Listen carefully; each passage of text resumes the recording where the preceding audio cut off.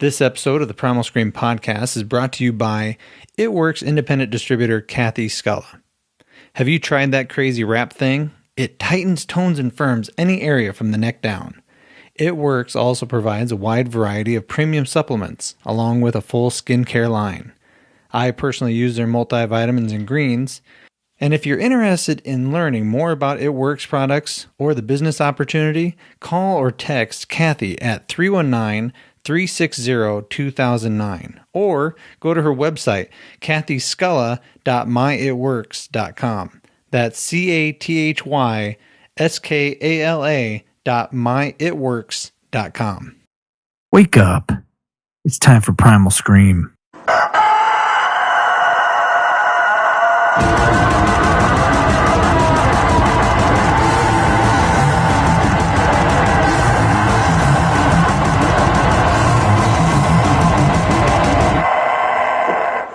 Welcome back to the Primal Scream. I'm Matt. I'm Todd. And today is That's a nice Chuck Kavanaugh watch you got there, 25th. buddy. You like that? It's beautiful. Yeah. And you can see right here, Rise Above Leathers by Preston made that for me. Today's podcast is brought to you by... I'm not going to talk about It Works because I'm going to put the commercial before it. So I'm not going to talk about that. Jesus. But I am going to talk about... all planned out. This is running so smoothly as usual. Go right ahead. Finish up, buddy. It's organic. It's organic. That's a great word to use. Not fuck up. Not fuck up. Listen, organic. Everybody likes the organic lingo. So That's right. It's very organic. Okay. It's a living thing. Ecolips. And you can check out Ecolips at ecolips.com. And we've talked about all of this great stuff with Ecolips, all the different types of lip balms. In fact, Rob, have you ever had Ecolips on your lips? Not unless another lady was wearing it. All right. Well, said. I'm just going to show you something. There's a bowl here. Okay. If you feel chapped at any point in the podcast, or when you leave, you'd like to take something with you, please do. Please do, because it's absolutely phenomenal. They have this One World lip balm, and that is right here. Completely biodegradable, all natural, no preservatives, all organic. Absolutely fantastic stuff. Ecolips, and that is a local business here in Cedar Rapids. And the owner is Steve Schreiber. Amazing person. So check it out, ecolips.com, and you can make your own lip balms. There's all these different varieties. You can do smells and whatever. Awesome. Ecolips.com. I also love Sweet Raw Joy. Sweet Raw Joy is a dessert company, small company, just started, but they don't heat anything. It doesn't go in the oven. So it's all living. It's all living organisms. It's all been blended up and put together, and it tastes like some of your favorite fucking desserts. Sweet Raw Joy, desserts to live for. You can check them out at sweetrawjoy.com, and you can order them. They ship them to you. They're just fantastic. Now, I had said in the past that I was going to have some samples here. I don't have any today. I don't have any. Not today, but I will. That's one of my goals, is to have some Sweet Raw Joy tasty. Since you talk about it so much and neither one of us can enjoy it because you're the only one who has. Is that your goal? Yeah. That's a great idea. I hope you know, ever since you said that it's like all living ingredients, I just pictured this thing like running around on the table and you have to catch it to eat it. Bash it with your shoe. Boom, boom. Yeah. So check it out, sweetrawjoy.com. Go to their website, order a dessert, check out their catalog, their blog, all that stuff, sweetrawjoy.com. The last thing I want to talk about is Cards Against Humanity. They're wonderful enough to let us have some and play their game on our podcast. So today, Rob Merritt is with us. He is the writer of the Summerland Project. Yes, I am. And or is it just Summerland, or is it the Summerland Project? The Summerland Project. You're the writer. Yes. The creator. Yes, I am. The sole genius behind it. I was right with you till you got to the genius part. Come on. It's okay. No, I created I wrote the Summerland Project originally as a play 3 years ago, and then it's been performed a few times since then, and then started working with a filmmaker I knew in Chicago to turn it into a movie, which is where it's at now. But yeah, it's been a long process, and but a very exciting one. I guess so. Cool. And Jenny and Bryant from Coffee Clatch were filming day before yesterday. Yeah, in fact, there was a report by Channel 2 that they did just last night, and they've got it posted on their website now. But if you watch it, you'll actually see Bryant and Jenny in that. Sweet. Like they appear in Really? several clips from it. Yeah, That's Cool. awesome. Very, very cool. Well, Jenny did say to say hi to you when I saw you. I say so. hi right back. No, I've known her for a long time. We were on. She was on crew for a show I did at Theater Cedar Rapids a decade ago called Cabaret.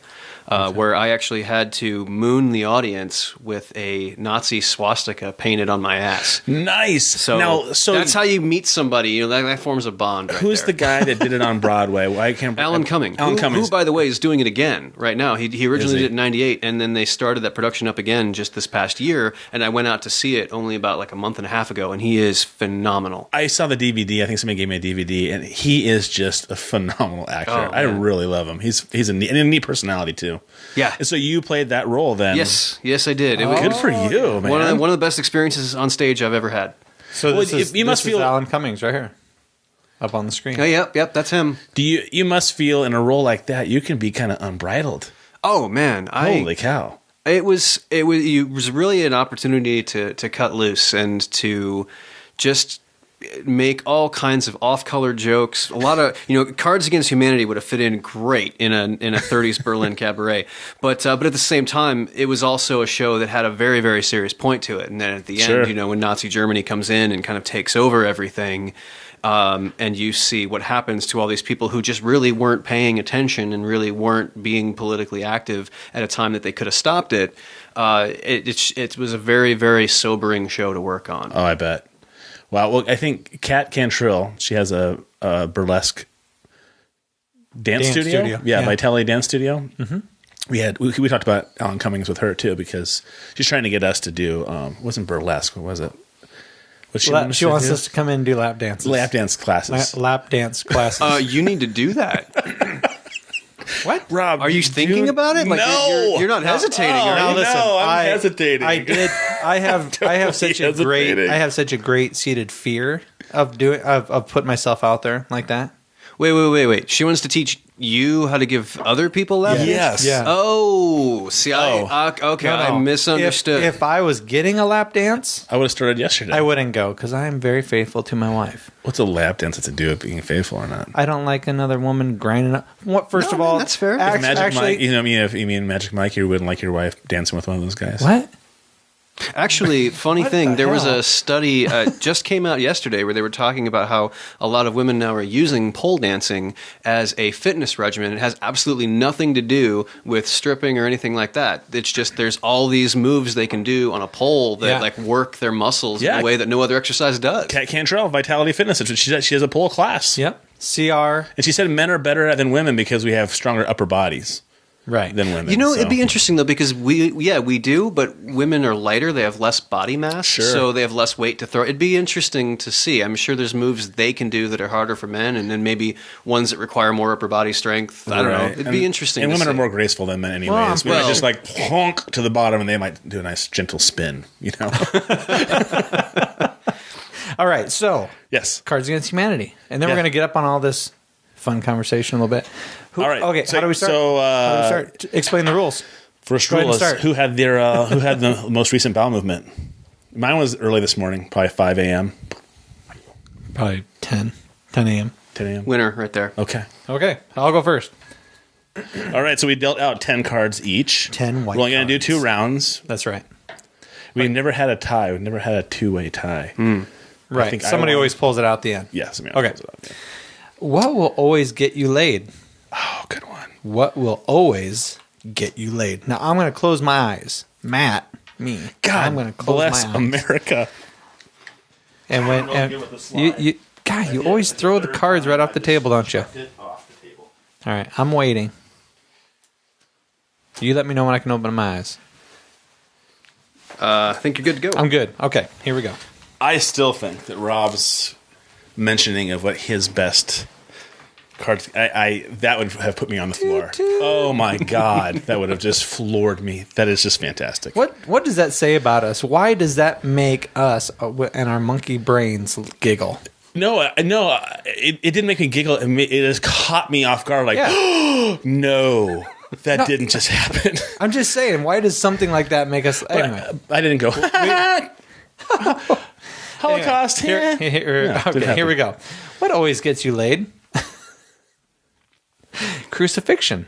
Oh, nice. What will always get you laid? Children on leashes.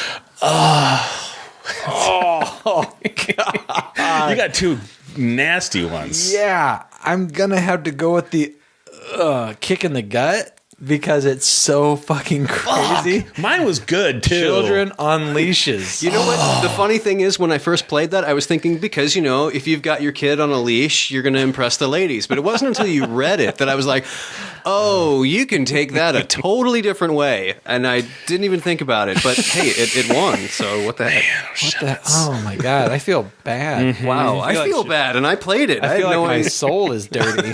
I was like, no, look, that's my kid. He's on a leash, huh? But they're like, oh no, that went to like a darker place. Like that Mike Myers SNL skit. My mama says I'm not supposed to have chocolate.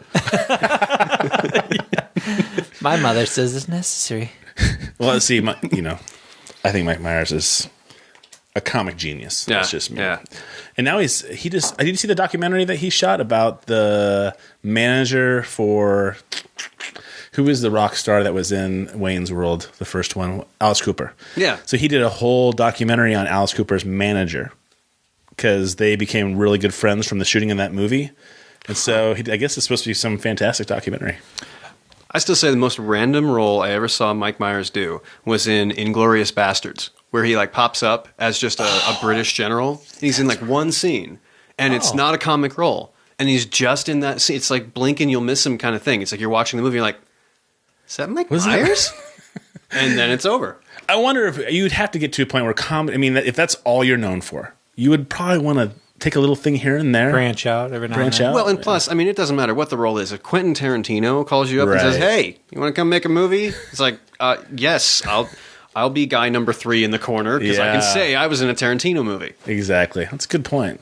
And that movie was, like many Tarantino movies, it was almost too much. I was right on the edge of this. Like, I can't handle much more violence. And all his movies are violence. But I mean, I was just like, for some reason, that one Inglourious Bastards had a lot of violence? I never saw the movie. Oh my God. It's just like scalping people and bashing people's heads in with baseball bats. Wow. Just really, really, I mean, because, because it was probably, well, I shouldn't say realistic, but what was the movie about the black slave that gets free? Why am I blanking on it? Oh, the one with Jamie Foxx? Yeah. Django Unchained. Django Okay. Unchained, yeah. Now that one, it was just gratuitous. When bodies got shot over and over and over again, blood just keep pumping into the air. And so that you're just kind of like, okay, this is a Quentin Tarantino movie. That one, Inglourious Basterds, for me, it was just almost too realistic. I almost couldn't handle it. Makes me sick to my stomach just thinking about it. Okay. Daddy, why is mommy crying? Oh. All right. I have like the first 2 cards that I pulled up, amazing. Daddy? And then I got 2 blank cards here that I need. Oh, well, you don't get any more, so you have to suffer with what you have. And I had a blank one too. Well, the rest of them are amazing. Daddy, why is mommy crying? Throw those over there. I really thought crucifixion was a lock until I had a writer show up and make that look small. Are we good? Nope, not yet. Jeez, I thought you said you had 2 great Rob ones. is laughing. Hold on. I've got a couple of them here, but And that's nice when you can't decide. hang on.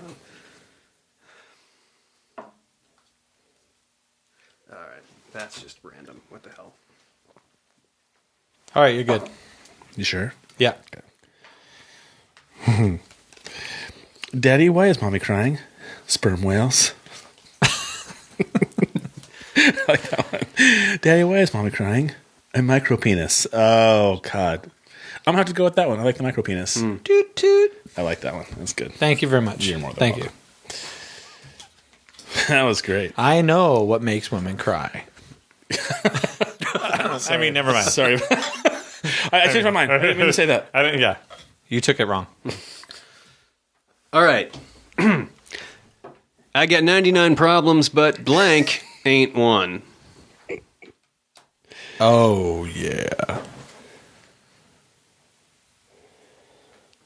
I got this one in the bag.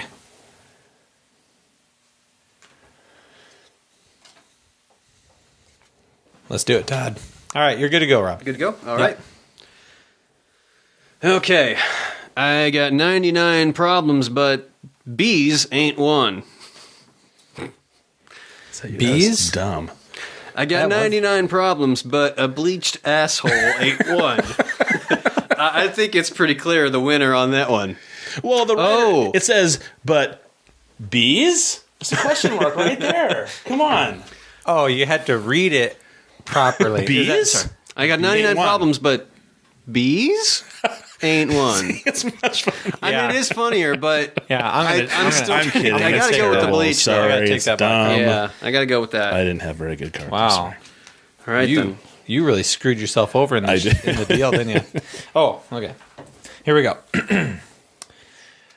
When I'm a billionaire, I shall erect a 50-foot statue to commemorate blank.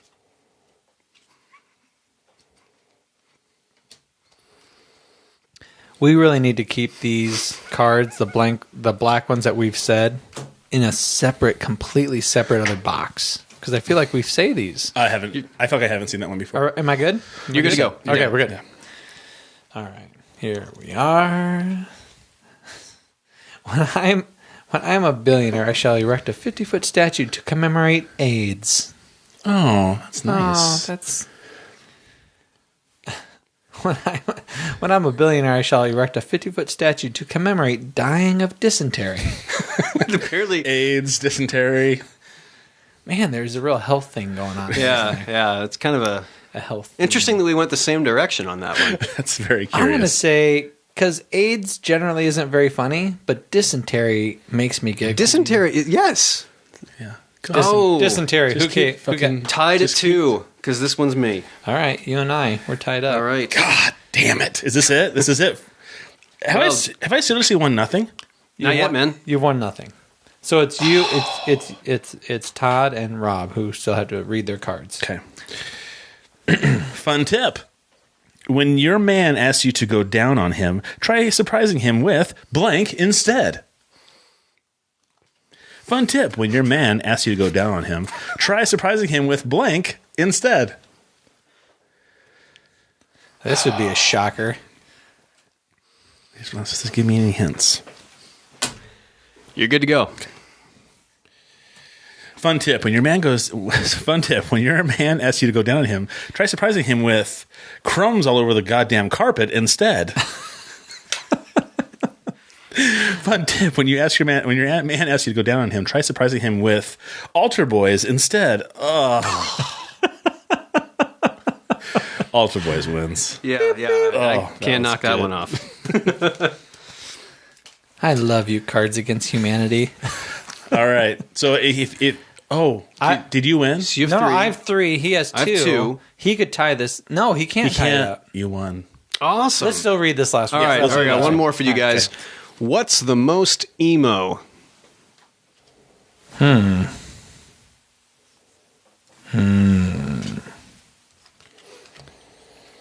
Yes. All right. Good to go. All right. What's the most emo? Enormous Scandinavian women. What's the most emo? 3 dicks at the same time. And I just want to throw in that I added my own to this. Nice. What's the most emo? Batman. That's true. I would say Batman is emo. I love playing Cards Against Humanity. That's pretty good. I might not have the card that you want, but I have the card that you need. Cards Against Humanity is a sickness. You guys. Notice I didn't have anything to say. Just FYI. Because you're rainbows and puppy dogs, buddy. No, I'm not. So, hey, if you like that, if you thought it sounded kind of funny or fun, and I guarantee you, if you're an adult and you have a couple beverages and you're Boom. with your ladies, other couples that you know, it doesn't have to be ladies, it could be guys, it doesn't matter. have a great time. Buy Cards Against Humanity and get their bonus packs because they have a bunch of different bonus. They have like 5 expansion packs. They have a Christmas bonus pack, and I'm telling you, it's got to be fantastic. So check it out. So we've been talking about having a 100th podcast episode party. Yes. So we thought about that. I think it'd be fun to get like 3 decks of these and have them at 3 different tables and get groups to start playing. Oh, that'd be really How far away are you from your 100th episode? Oh, we're at 56. Yeah. I mean, 100th episode would be right around July. Yeah. But this is something I didn't notice before about their website. They have your dumb ass questions. Actually, it says your dumb questions. I can't. I shouldn't throw that in there. Don't embellish, please. Where can I buy Cards Against Humanity? I like the last one. If I email you, will I get a different answer to these questions? Even their website is funny. Come on, people. Check out cardsagainsthumanity.com and have a great time and commingle. Bring your friends and family together. All right, let's jump into That Who Is Rob. That Who Is Rob. Are you from Cedar? You're obviously from Cedar Rapids then? Yeah. Born and raised? Where do you go to high school? I was actually born in Pennsylvania, and I lived there till I was 9, but moved to Iowa after that and been here ever since. I went to like a really sad story. No, I grew up actually in Pennsylvania and I stayed there till I was 9. Then I was dragged to the Midwest, kicking and screaming. I got here when I was 9 as well. Really? Where'd you come from? California. All right. And born and raised from the Bay Area. Oh, it's beautiful out there. Be there tomorrow night. Nice. My brother's getting married, so I'm heading back out. I'm not necessarily excited about it. My mom's a little bit of a fucking basket case. But that being said, I do love her, and I'm looking forward to spending time with her. But it's just going to be kind of it's not going to be an enjoyable, like, hey, let's go to the beach and hang out. My wife and I will go visit where we got married in Half Moon Bay. But otherwise, it'll be crazy wedding shit the whole time. So Nice. there may be marijuana involved. To answer your question, FYI. I went to Jefferson High School. Oh, you did? Yeah. The hell you say? The hell I say. How old are you? I'm 38.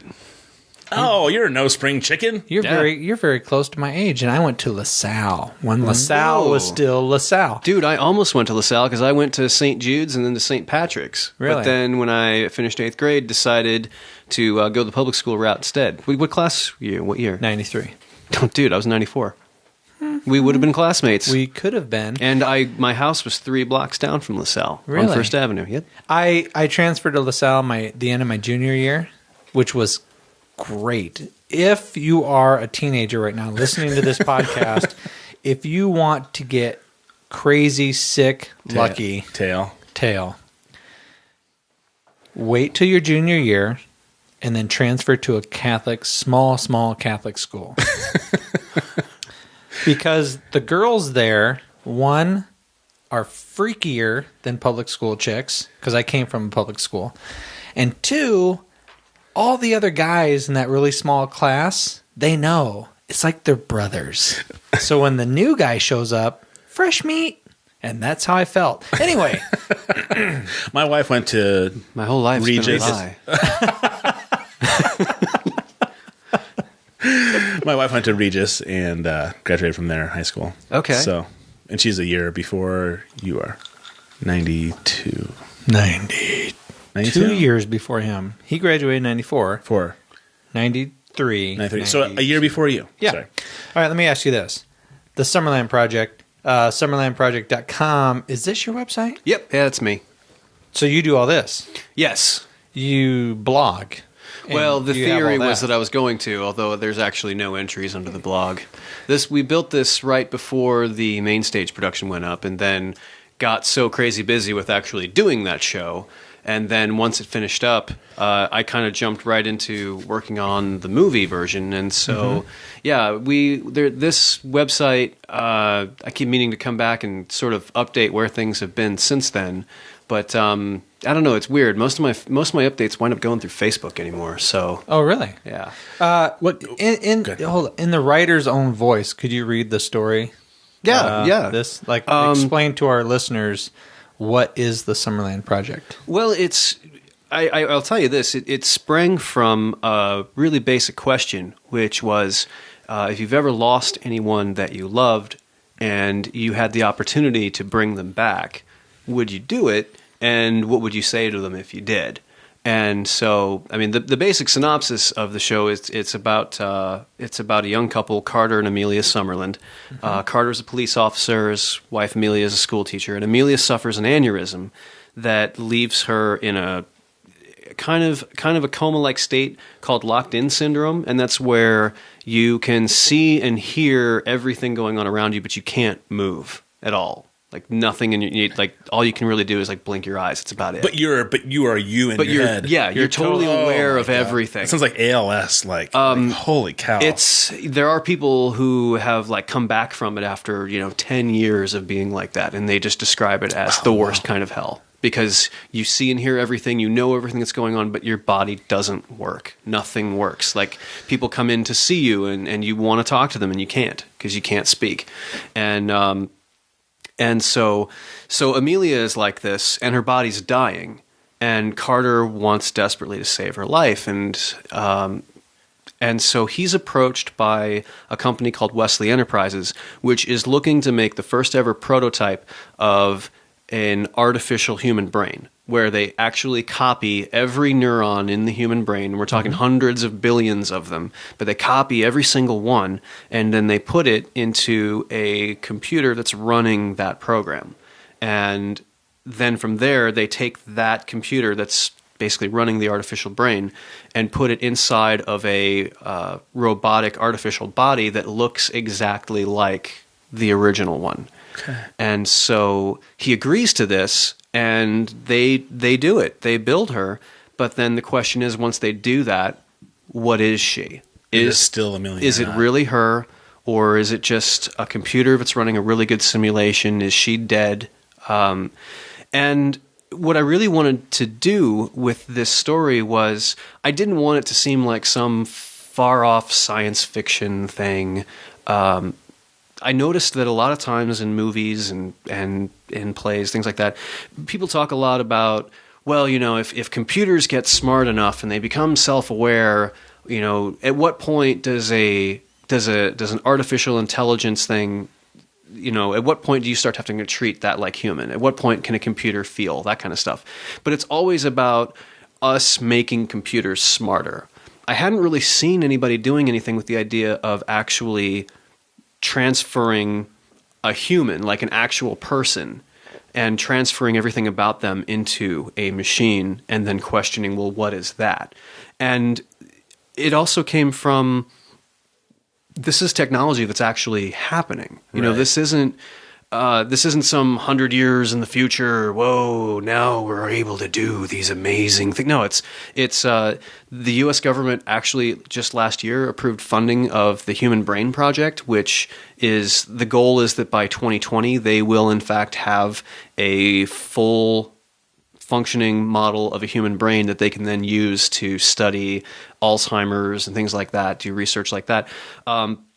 And there are a lot of noted scientists who have been pointing out that the human brain is basically an electrical device. Right. And every neuron in it is an electrical impulse. And so if you figure out how to copy every one of those, then in theory, you should be able to perfectly duplicate a human brain. And the only thing that's been holding them back from doing that is that the sheer amount of memory and processing power to pull off something like that is just astronomical. Like you can't even...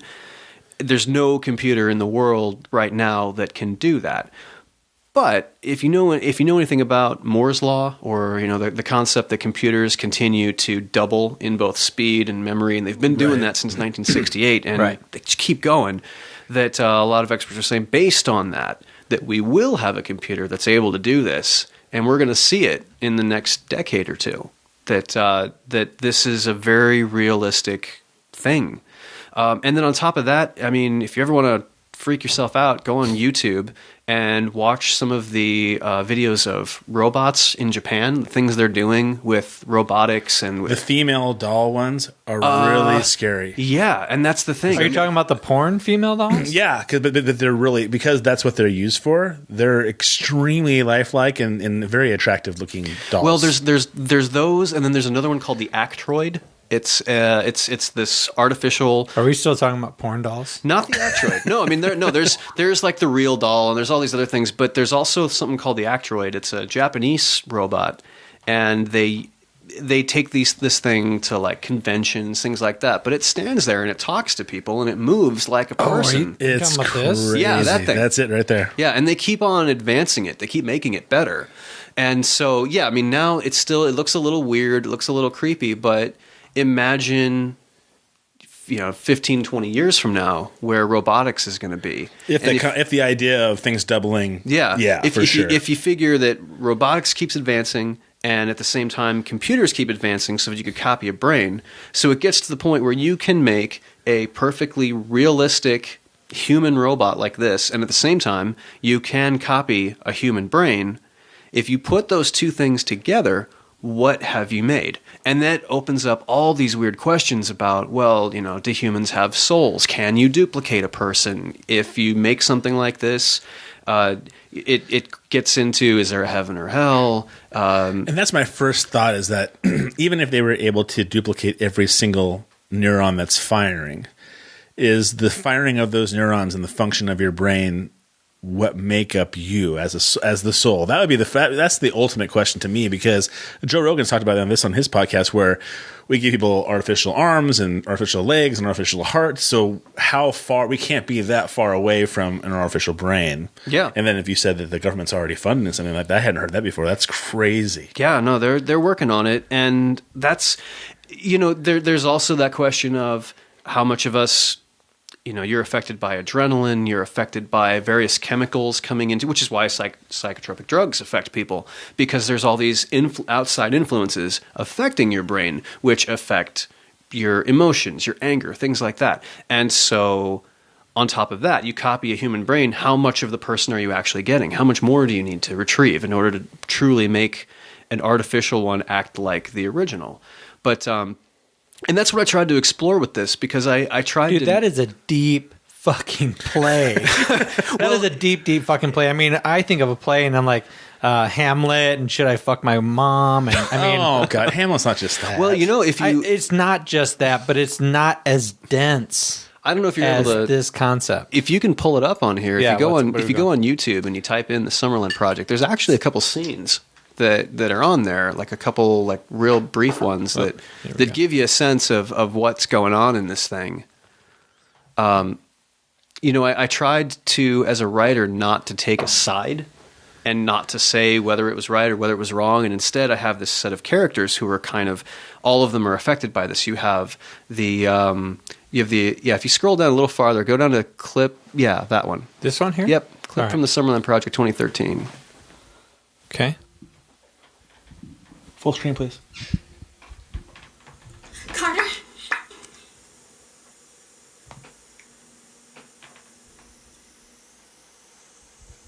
You look different.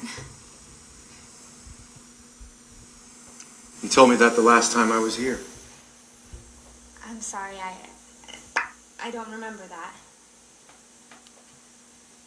Where have you been? No, it's okay. You don't have to answer. Just listen. You always said to me, we're gonna fix this. You remember that? Look, I know that this is going to be hard. But you're here. It's a start.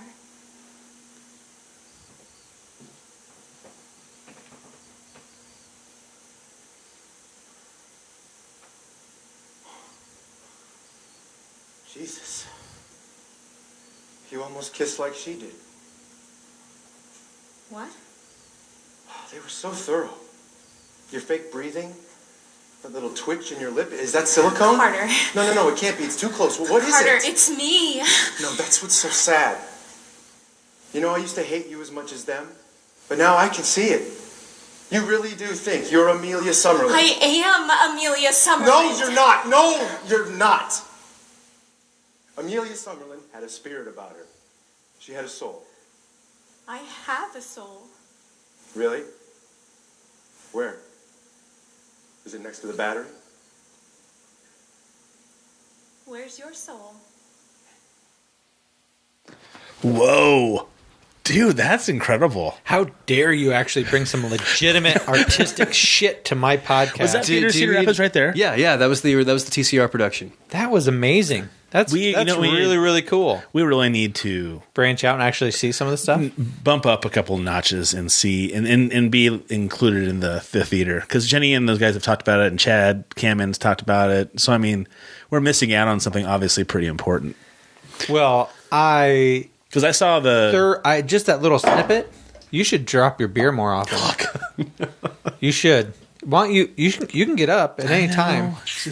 No, seriously, you can take your big fat mitts off the.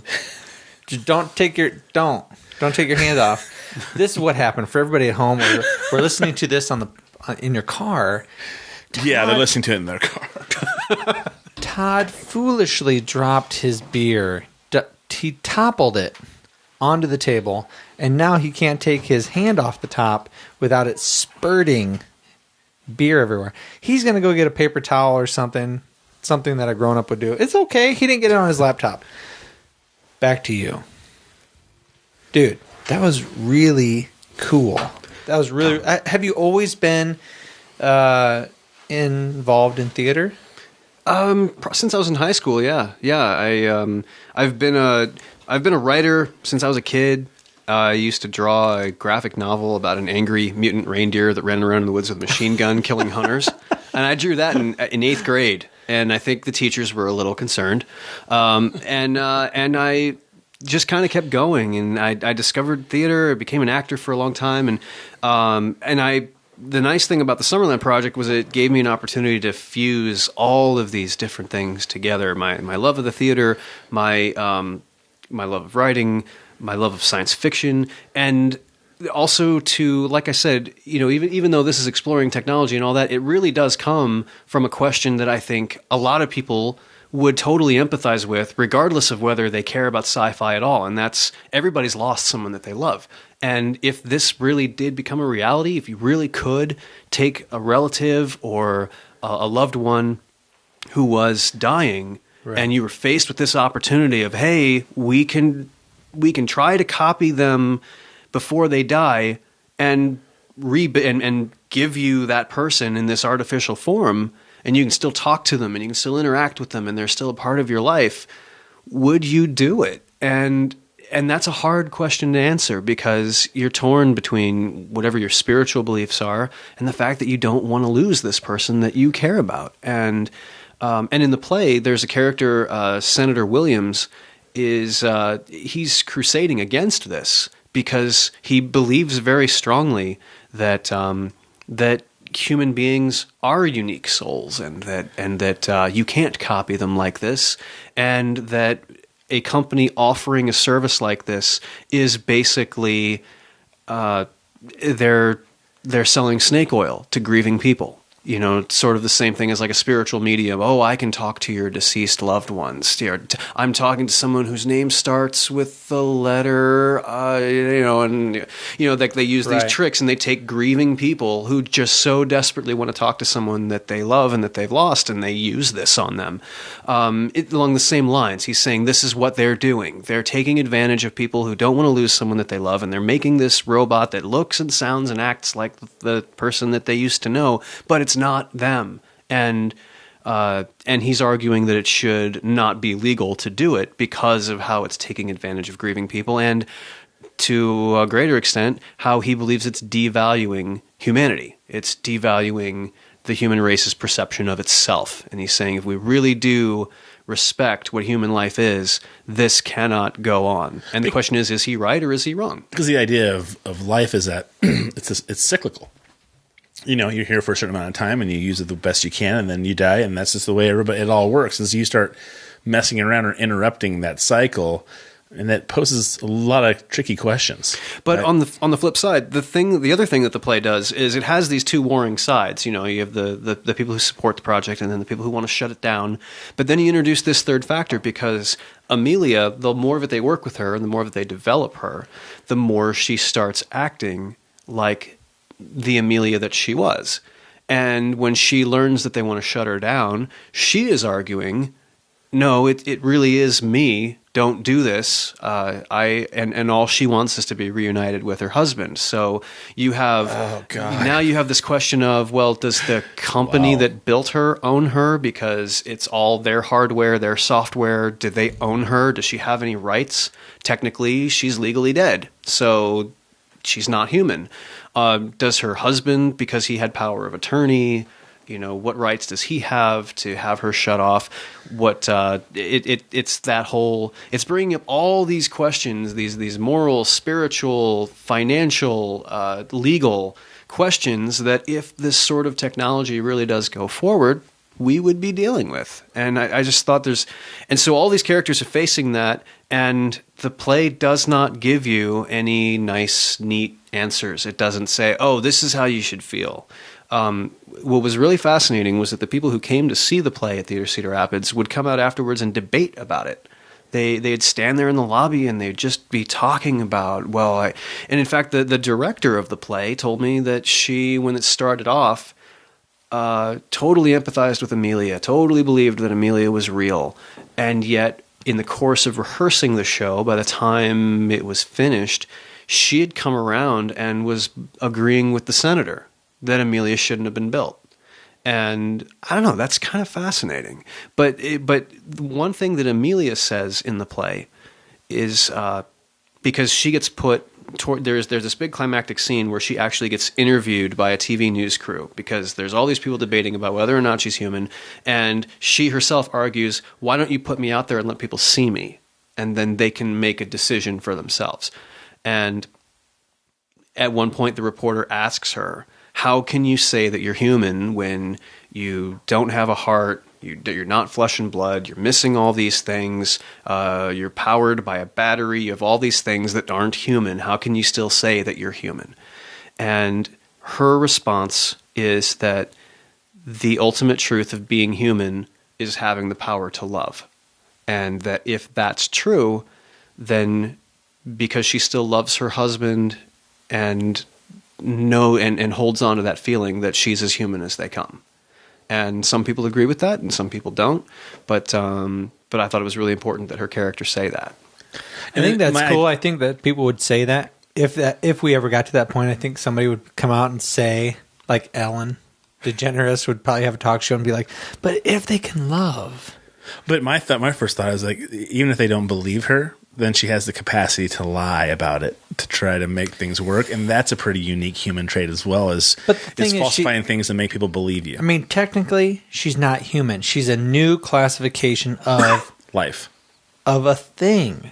I mean, we as human beings look at animals or fish or deer or anything, and we go, well, it's not human, so we can hunt it.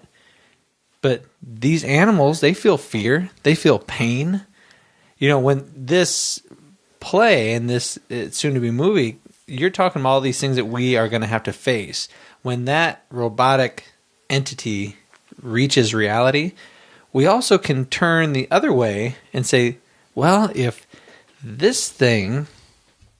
we need to cherish this thing as we cherish all life and whatever, then maybe we should start looking at all these other really living, breathing life forms like ourselves, live, die, birth, whatever, and should we cherish that also? But we're so uniquely shitty to any other life form, including human beings, that I would be like, no, they're robotic.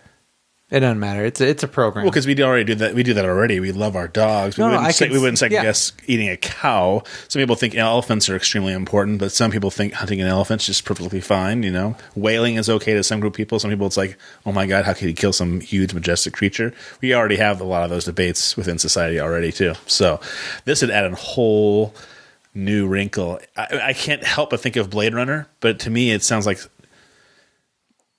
such a more quiet philosophical idea of how do we value that life, you know, and are we going to use it? Are we going to just, would I be, if I was a gazillionaire, would I be like, I don't care what my kids say. You make sure you put my brain in that machine when I die or I get close, because I don't want to leave. I want to keep going on and keep doing what I'm doing. Yeah. Is this more of, when I think about this, I wonder, is it more of a religious question?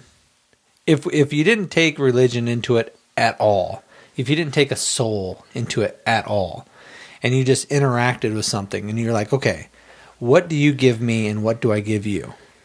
The definition of a soul is different, though, because I don't think of a soul as religious terms. I think of it as a soul as making up who you are. And a soul doesn't necessarily have to go up or down to heaven or hell. There's no tangible thing to put your hands on. You can't go to the doctor and say, can I have my soul removed, or can I get a transplant? There's nothing like that. No, but I'm saying, but whatever, I think of a soul as whatever makes you uniquely you, and whatever makes me uniquely me is who we are as people, and that's our soul. So you're saying that the new iPhone 6 has a soul because it's uniquely itself? No, because we're people. We're not machines. This is fun. That's what I'm saying. Rob is sitting. You started, Rob. You totally started. I've started this, so this is the really neat thing about this truly special thing about your play. I've gone to plays before. I've seen them. I've seen different musicals, and I haven't walked away from it going, okay, so should the Pink Ladies really should they have come out like this? I mean, what was the backside of no? But this really makes you think about all this stuff, and I wonder if we could possibly put our religious thoughts on the back burner and just think about, okay, if I don't look at you with the filter in front of me of religion, if I could possibly remove that, what do I get from my interaction with you, and what do I get with my interaction with Todd, and what do you guys give me back? Now, if I didn't cut your skin open and open you up, maybe you're a robot. I don't know. But I'm getting something from you, and I think you're a human being, and I think Todd's a human being, but I've never seen his insides. I don't care if he gets recharged or not. I don't see that stuff. But how you impact my life and how I impact your life, I see the things that I do impact you, and I see you coming in here, and this impacts the show. You know, I think of that as, I don't know, maybe not human, but humanity. And I don't see religion in it at all. Well, you talked about a soul, dude. That's specifically religious. I don't know. That's where I disagree. It's specifically religious. I disagree. I don't think the soul has anything to do with religion. You've been so messed with your head your whole life. Please don't try to tell me what you think I know. No, seriously. If religion is not at all in your visor, then soul does not come into the conversation. And I disagree. At all. I just told you my definition of a soul is who makes up you. But who did you first hear soul from? That's the whole point is. Okay, so I was looking at a frog. Soul from Christianity. It still means that I think of soul as. But you assume that there's something magical inside something living. What if there's not? Let me throw another little curveball in on Rob, this. why don't you join the conversation? There's a movement. There's a movement. It's called transhumanism.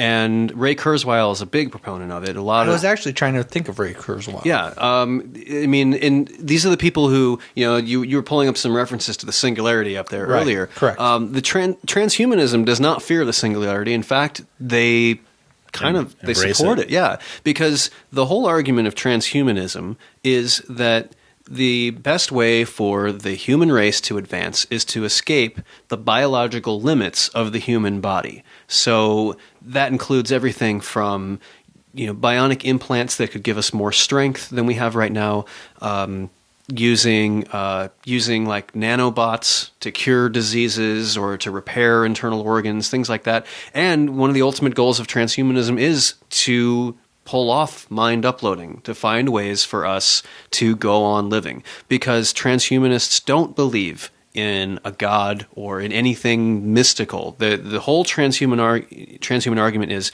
there is nothing else out there. That this, who we are right now, the bodies that we're in right now, this is it. And unless we can figure out a way to escape, you will die with your body. But if you can find a way to get out of that, that will be the next phase, the next evolution of the human race as we know it. So, and in fact, one of the characters in the play, Dr. Beckett, who's the one that creates Amelia, is a big proponent of this. And she's not, she's not like the super militant, the stereotypical atheist that's just like, how dare you talk about God? She's just like, no, matter of fact, this is how it is. I'm making this because this is my contribution to the human race. I want to be able to help. And she has a very matter-of-fact conversation with Carter when he's kind of on the ropes about, I don't know if I'm going to do this. I really want to save my wife, but at the same time, this whole thing, I don't want to turn her into a robot. This whole thing sounds... he has the reaction that most people would have, which is this whole thing doesn't sound right. And she basically says to him, look, your wife's going to die no matter what we do. So you have a choice. You can either let her die, or you can let us try to save her. You can let us try to do this. It's up to you. And she points out things like the fact that she has an artificial arm. And when he questions, well, how would she be human? She's like, I have an artificial arm. Does that make me less human? Where's the line? We have artificial hearts. We have artificial hips, artificial limbs. She herself is in a wheelchair because she was in a car accident that paralyzed her. So, she's arguing we have, as a human race, learned to do all of these things to get around our own shortcomings or to improve parts of ourselves. So why is going this extra distance too much? Where is the line? Or how can you define where the line is? Because if you download you or you download a brain into a zip drive, let's say we get that advanced. Okay. You perpetually just live on forever. That's the idea behind it. Is that it just becomes one thing. Even with our computers right now, things break down. It's metal. There's current running through something. That's heat. That's cool. It's back and forth. It breaks down. So, in a way, computers age also. But yeah, if you could continually download yourself, you could live forever, I suppose. There's another argument that's been made about this, which is even if we could copy every one of the hundreds of billions of neurons, we still wouldn't understand how they interact, how they work, because there's so many secrets to the human brain that we just don't get. Yeah. And the response to that by the advocates of mind uploading is when you take a Windows audio file and you convert it into an MP3, do you understand all of the little things that are happening, all the numbers, or do you just know, okay, I have this file and I need to convert it into this file, so I'm going to run it through this translator thing that will do that for me. I don't know how half of it works. I just know that I start with this and I end with this. They're arguing if we can simply copy the program that the brain is running, we don't have to understand how all the neurons interact. Right. All we have to do is duplicate their network. And maybe in the course of doing that and then studying it in a completely digital environment, we'll get to understand it better. But their argument is that artificial intelligence, trying to program a computer to act like us, that the smartest computer in the world is still incredibly dumb compared to a human. They can't think as fast. They can process numbers way faster than us. But in terms of, if you think of all the things that if you're walking and as you walk, you trip, if you think of all the things that goes through your mind simultaneously in that moment, the realization that you've had this happen, trying to stop yourself, shifting your balance, at the same time thinking, oh, wow, I'm falling. How did I do that? All the stuff that you're processing, your brain's coordinating all of that, and it's doing it instinctively. No one had to teach you, hey, if you trip on something, you have to shift your balance like this. No, it's all instinctive. Your brain does it all instantly. And so to teach a computer, like everything they've done with artificial intelligence, they're so far behind. And they're arguing that no matter, it'll take so long to ever get a completely artificial intelligence system to catch up to us. But if you could duplicate us, the network that's already way more efficient, but then put it into a computer where the electrical impulses can travel faster, you get the best of both worlds. Now all of a sudden you have all the advantages of a computer's processing power with all of the simplicity of a human brain network. You know, and actually the Summerland Project explores that, because once they build Amelia, she starts developing extremely fast. They teach her how to play piano, and she learns how to play in 2 days. Because in a computer, that type of thing is easy. Yeah. Like she can transfer so fast. And then, of course, that raises part of the question for her husband, because he's like, my wife couldn't play the piano. If you're really my wife, how is it that now you're able to do all these things and you've picked up all these abilities that my wife never had? And so, you know, again, if technology and a human brain mix, who knows what's going to happen, and who knows what the results would be. Now, this is one of the most fascinating conversations we've ever had in this podcast. I am just racking my brain. No, I've loved all our conversations, but this one really I hated tugs. all of them. I hated all of them, especially Denise's. Denise's was horrible. This has been the best by far. Just kidding. I know she's listening. That's why I said it. Now, listen, the reason why it's so hard is that we are even the conversation we're having is still placing this human aspect to things. And I think the idea of copying it and just like letting it go and seeing what happens, that would be like the ultimate thing to see if it actually started functioning and firing like it's supposed to. Because you would think that if you build a circuit board and it runs this way and then you copy it, it should run the same way.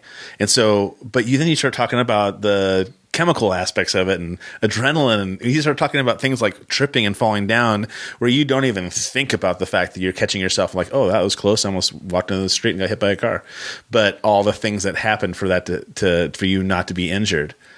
That is mind-boggling. There's actually quite a few television shows and movies that touch on all of these premises. Excuse me. If you started writing your play today, I would say shame on you, young man. Why? Because there's a TV show called Extant. Extant. Oh, it's on the Sci-Fi Channel, I think, right? Or no? I don't think it's on Sci-Fi Channel. It's on CBS with Halle Berry. And she's in it? I'll have to start watching.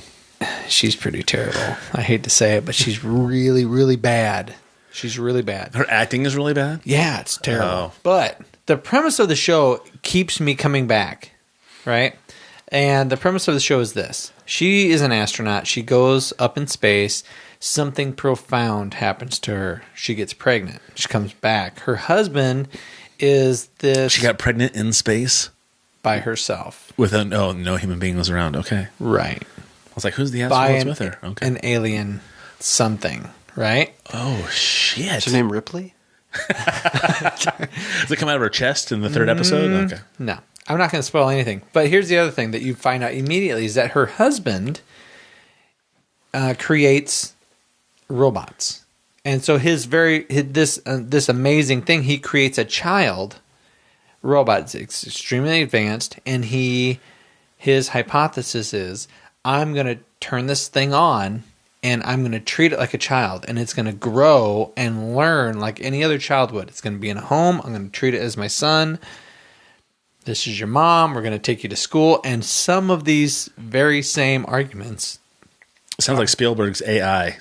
Are laid out. Yeah, it's a lot like AI. But here's the difference between AI and what you're talking about. You're still talking about making a robot that has an artificial intelligence and then treating it like a human, which is different from this. Absolutely. Because this is an actual human that has been transferred into a robot. And the reason I say that is because I have watched every sci-fi show and movie as it's coming out, like, don't take my idea, don't take it, don't take it. I remember when there was a series that started just last year, I think it was on Fox, the Carl. It was like Almost Human.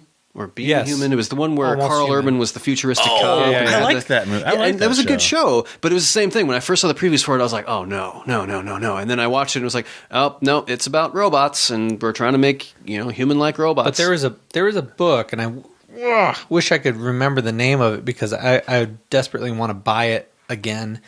I had rented it from the library and read it. But you just check them out. You don't rent them. Go ahead.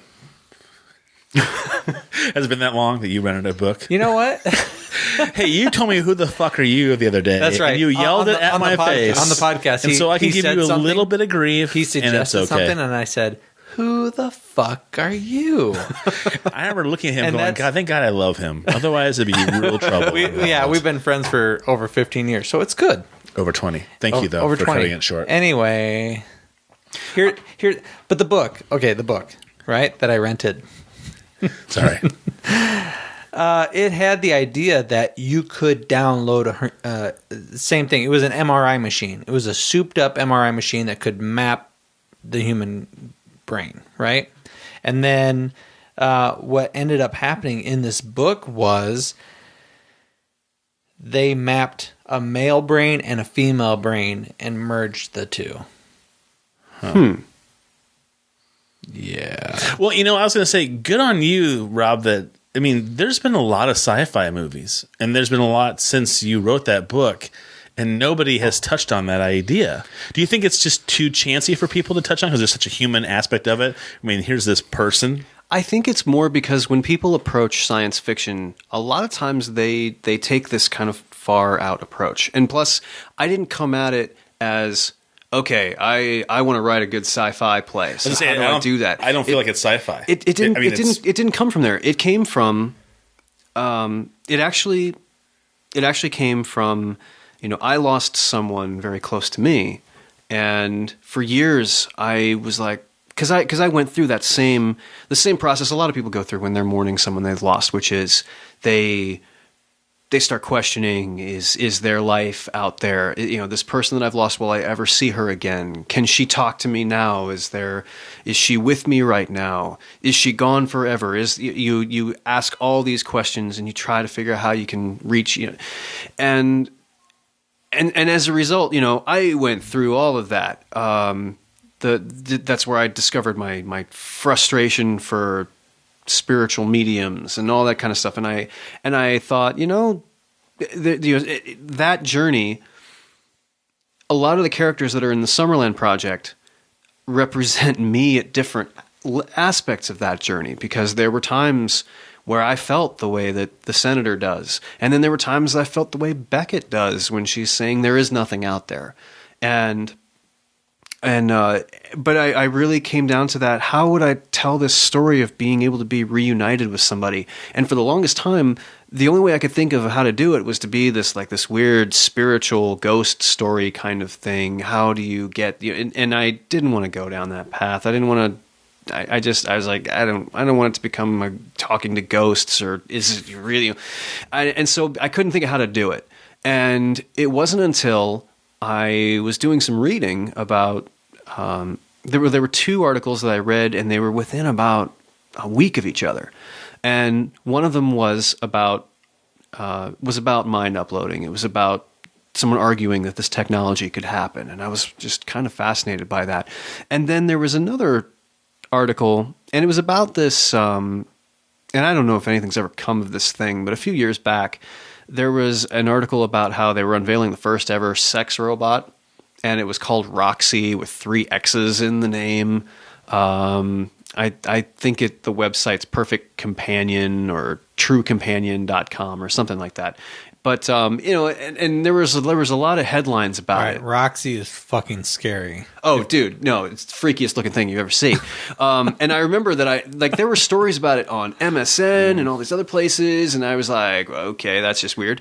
And it's one of those things where you're like, okay, I got to know more about this thing. So you read about it, and there was an interview with the guy that made it, and I was expecting it to be, it's going to be this weird, freaky guy, and what he said was that he was like, you know what? I didn't get into this to make sex robots. That was not my goal. My goal was that I wanted to make a realistic human robot, but I couldn't get funding for that. The only thing I could get funding for was from the adult industry. And he explained that the reason he wanted to make one of these things was, he said that he had lost someone, a dear friend, in the 9/11 attacks. And it bothered him that he was never going to be able to have his son ever meet this person. He would never be able to, it was like they were gone. And he was like, what if you could create an artificial, like a robotic person, and it would almost be like a tool for grieving, because it would look like your friend who was gone, and it would move like your friend who was gone, and it's like they were still there in a way. And of course the media just like made fun of this guy incessantly, but I was like, well, that's interesting. Well, it struck a nerve. Yeah, and then I remembered what I'd read about the mind uploading, and I started putting the two together, and I was like, okay, wait a minute. If somebody does what this guy wants to do, and at the same time you copy a human brain and you put them together, and then all of a sudden I realized that story that I wanted to tell about wanting to be reunited with someone you lost, I was like, this might be how to do it. And then I just kept doing research and learning more about how this could happen. And so this came from a very realistic place, from in our world here and now with the technology that we have, could this happen? And what I learned from a lot of my research is, yeah, I mean, there's a few technological leaps we need to make. There's still some development that has to happen, but we could see this in my lifetime. I mean, not just my lifetime. We could see this in the next few decades, and that's where it came from. So it's, and I'm always a little nervous when people call it a sci-fi play. I mean, I recognize that it is, but it's a love story too, because it's very much about this man and his wife. I'm building Roxy right now. It is sci-fi. The idea is sci-fi, and I think that's why I think it's kind of singularly unique, is that it is a sci-fi concept, but it's based in a drama, human kind of way. And that's why I think it's so intriguing. I mean, I feel actually kind of guilty that I didn't see the play while I was in Cedar Rapids, and I can't wait to see the movie. Because it is absolutely fascinating. I mean, my first thought was that I would want to do this. I would want to see if I could get my brain copied and put into, and say, hey, Junior, if it's not me, take me out behind the woodshed like your grandpa used to do back in the day and take care of me. Or if you really feel like it's me and we can keep having conversations, and as you get older, you always wish you had your dad around to bounce things off of have an ear. Hey, if I'm just a robot in the room that you can come talk to once in a while, awesome. I'll be happy to do that for you. You know what I mean? I mean, or you're dying of cancer. I mean, you're dying. I mean, think about, what was that movie with Michael Keaton, where he's dying of cancer, and then he makes videotapes for his son. I think it's just called Life, isn't it? It's called Life? Okay. No, I can't think of it. My Life. My Life. Yeah, 1992. Motherfucker made me cry. Nice. Oh, I sobbed like a baby. Life as a House got me much worse than This is My how you Life. shake a hand, and this is how you shave. This way. Up and down, never side to side.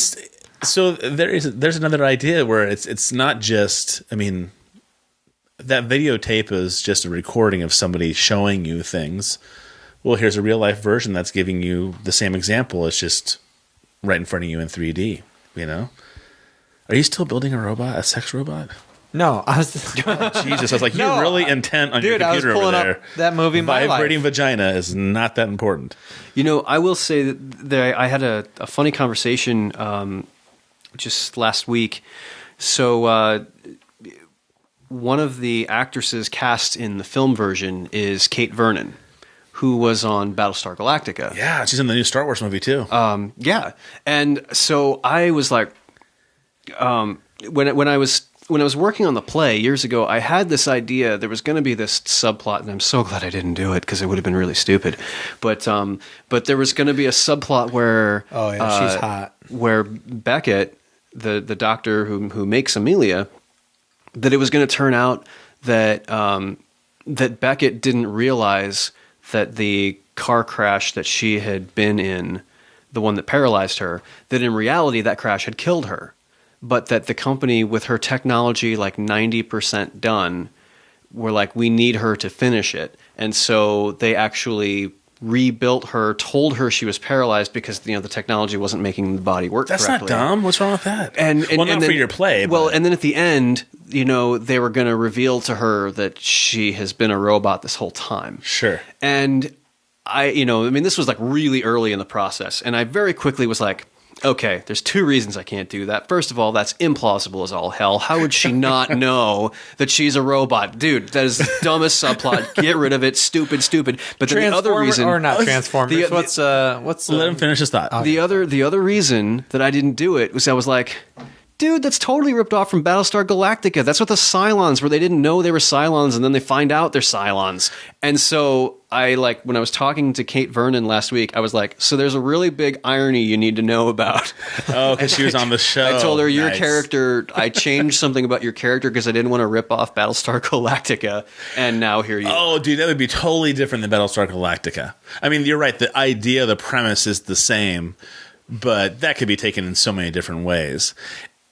Talking about Kate Vernon, who I really like as an actress, and always have, as well as Ed Bailey Jr. Dude, she was James Spader's girlfriend in Pretty in Pink. I did not know that until I looked it up on IMDb, and I was like, holy crap. She's been around for a while. Yeah. She's a really good actress, but not like this crazy big name person, but she's a great actress.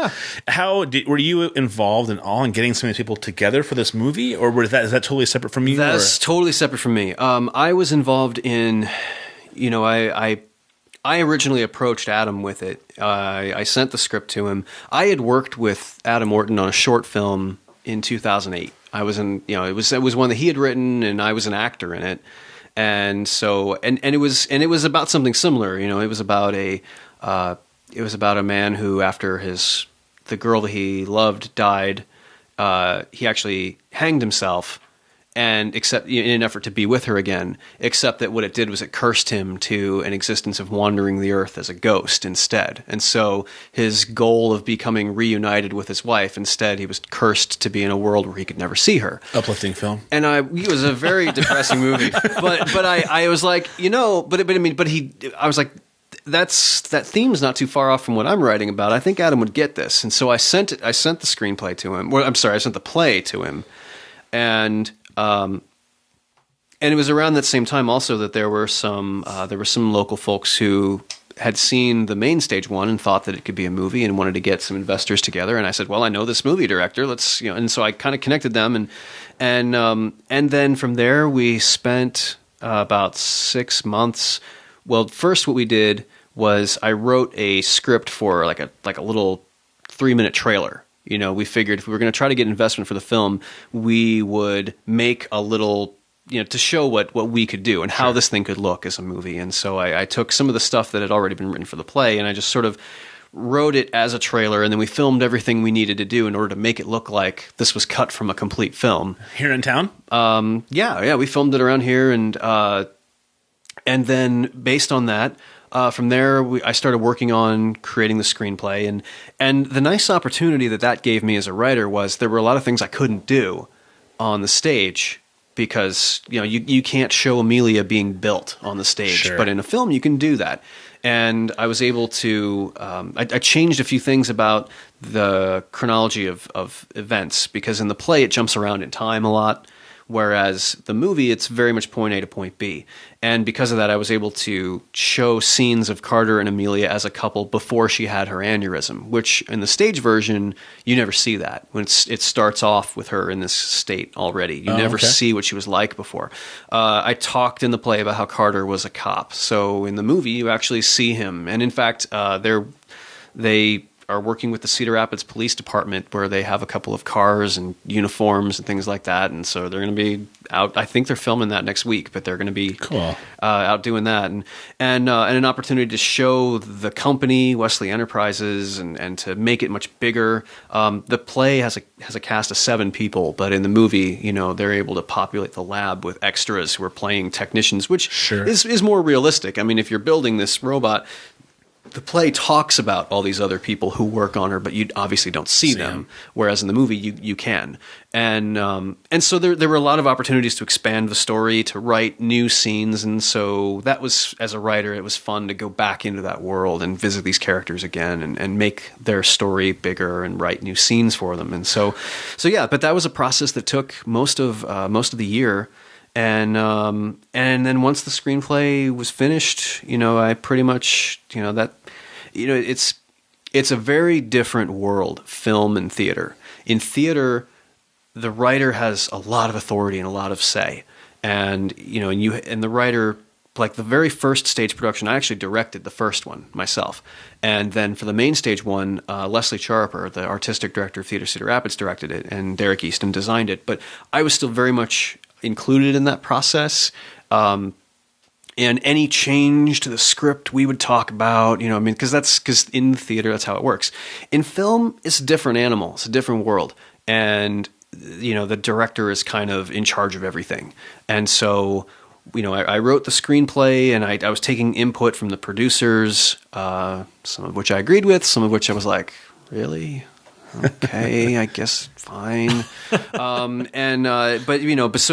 I'd work with these guys, and then we finished the screenplay, and really once I finished it, that was kind of it for me. And so all of the stuff they've done since then with the casting and the setting up of locations, I've offered to help where I can, and there have been a couple times where they're like, "Hey, do you know somebody who can? We need an extra. Do you know any actors in town we could?" And I'd be like, "Yeah, talk to this guy." But for the most part, they are their own team, they are their own thing, and so it's a little nerve-wracking. It's like you raise your kid as best you can, and now you got to send him off to college and hope that he does okay and doesn't fall in with the wrong crowd. But I'm bummed I missed the auditions, because I would have loved to have been in the auditions. Just try. And to see if you fit something. I mean, I'm partially bald. I could be a cop. I'm a bigger guy. Could I be like a thug? No. Here's the funny thing. They are filming. I think it's a week from tonight. It's either Wednesday or Thursday of next week. But they need a whole bunch of extras to be at Theater Cedar Rapids for this big scene that they're filming in there. And so, if you guys want to be in the movie, you should come down. Wednesday or Thursday? I believe, yeah, it's one of those two. There's on Facebook, the movie has a site, the Summerland Project on Facebook, and they constantly are putting notices up there. And I know that they're looking to recruit as many people as they can get for that day. The Gazette did an article about it last week. That specifically said, am all over that shit. Well, how much fun would it be to be in it, and just even if you like your background, right, in the background? But we had him on the podcast. It'd be fun. Yeah, man. And that's the scene. Ed Begley Jr. will be like on stage for that, because the scene is that his character is receiving an award, and so they, But so yeah, you get to see Ed Begley Jr. and Facebook page here. Two huge bald guys in the front row. Oh, there they are. That was hard to miss. We're not the only obese bald men. We're not obese old men. But this is the Facebook page, hair. correct? Yes, that's it. All right. God. And you have 2 friend requests that you need to respond to. Dude, he is the fucking worst. Okay, I do all the social media, everything, and I told him, I said, once in a while, you might want to like the podcast that we're producing, because they're desperate for more likes on their Facebook page. Give a brother a biscuit and fucking like their Facebook page so they get more stuff. I mean, come on. I gotta tell you, I was reminded when you had the page up there and it showed the cast of the film. Yeah. That one of the guys who's in it. It's right there under About. Eddie Jameson, who I just met last week. He's playing Max, who is if ever there was a character that I kind of shamelessly wrote myself into the script, it's totally Max. Other than the fact that Max is a robotics genius, which I am not. But in terms of he makes random pop culture references. He's a total nerd. I'm like, yep, this is me. And so Eddie Jameson's playing him. And when they first mentioned him, they were like, yeah, he's from Ocean's 11 and Ocean's 12. And they were mentioned in these other credits he had done. And I was like, yeah, okay. And then I saw one of his credits and I was like, oh my God, it's that guy? There was this commercial. All right, I'm going to have to pull this up so I can see a visual. If you do IMDb, it's the best thing to look at. Yeah, look him up on IMDb. Just do Summerland Project on IMDb and then he'll pop up. There's a commercial that it was for Bud Light, and it was on in the 90s. But it's the one where the guy is like in the airport and he walks up to the limo driver who has the sign and it says that like the limo has Bud Light. And so he goes up and he's like, "Yeah, I'm Mr. Gallowipitz." And the limo driver's like, "You mean Dr. Galakowitz?" "Yes, I am." It was that guy, the "Yes, I am" guy. Yeah, this guy right here. Well, I know him from the Ocean's 11 movies. He's really funny in those. Mm-hmm. Yeah, and that's where most people know him from. But I don't know, for whatever reason, that commercial stuck with me. I remember for the longest time when I would answer questions, I'd just be like, "Yes, I am." So it's just funny that it's weird how the world works. That a decade later, he's writing a movie that the "Yes, I am" guy is in. That's awesome. Let's see. So your buddy who's the director that you gave the screenplay to, he's the one who pulls these people together? I mean, because I don't know how movies are made. I don't know how much of it was him and how much of it was the producers. Okay. There's a whole bunch of producers attached to it. A few of them dude, there are tons of producers attached to this. Oh my God. It's a huge list. There's a couple of them. Is that on IMDb also? Yes. Yeah. A couple of them are local. Okay. And that was kind of where it started. And then they sort of joined forces with some producers in LA. I think a few of them knew Adam already. Okay. And then they brought some more in who had like specific contacts with people like Ed Begley Jr. and and Kate and those people, and so they were able to open those doors. Okay. And that's part of the process that I don't really know that much about. Sure. They're very honestly, they were very secretive during that whole casting process. Like, people kept coming to me going, "Oh yeah, who's in it?" And I'm like, "Dude, I really don't know." Like, I was finding out some of the people in the cast from IMDb. Like, I would see it come up and I'd be like, "Oh, all right." I mean, it's very, the producing team, it's like they're their own group, and they. Well, it's also extremely complex because I have a friend of mine who is a set designer and graphic artist in Los Angeles and does a lot of movies and things like that. And it's funny, I saw him for my brother's bachelor party years ago, and he came to Palm Springs with his truck that he takes to the set. And he's like, "Oh yeah, come in here and look at this." And he had a 5-gallon bucket full of cell phones, and they're all the fake cell phones. So, but we're talking like the ones from 20 years ago all the way to the ones who are now. He's like, "Yeah, I hate it. Every time a new goddamn iPhone comes out, I have to get a fake copy of it for the next movie I have to help shoot." And then Michael Pena, the actor, he's going to be in Fury coming up, that tank movie with Brad Pitt. Looks pretty sweet. Tank runner in World War II. Was he in World Trade Center? Yeah. Really nice guy. He's a friend of a friend's boyfriend, is how I should put it. But I picked him up at the airport in Cedar Rapids a few years back. And again, he talks about movies in a way of like, so a friend contacted me and said, "Hey, you might want to think about this." And I called my agent and said, "Have you heard about this?" And they're like, "Oh yeah, were you interested?" "Yeah, well, I'll get in contact with so-and-so and it's not like it's a set way anybody does anything. It's really bizarre. Yeah, no, and it's very much about who you know. And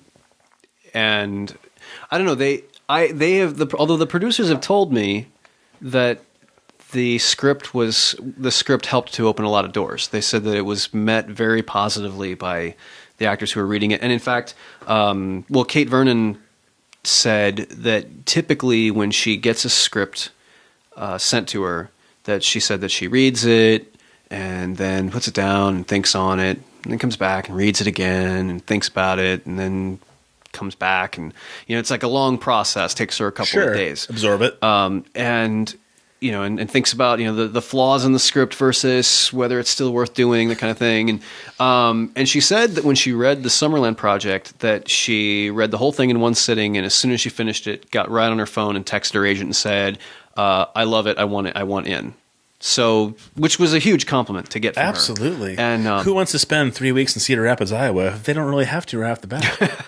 You never. I'm you sorry, live here. You don't have to decide. You to weren't live really here.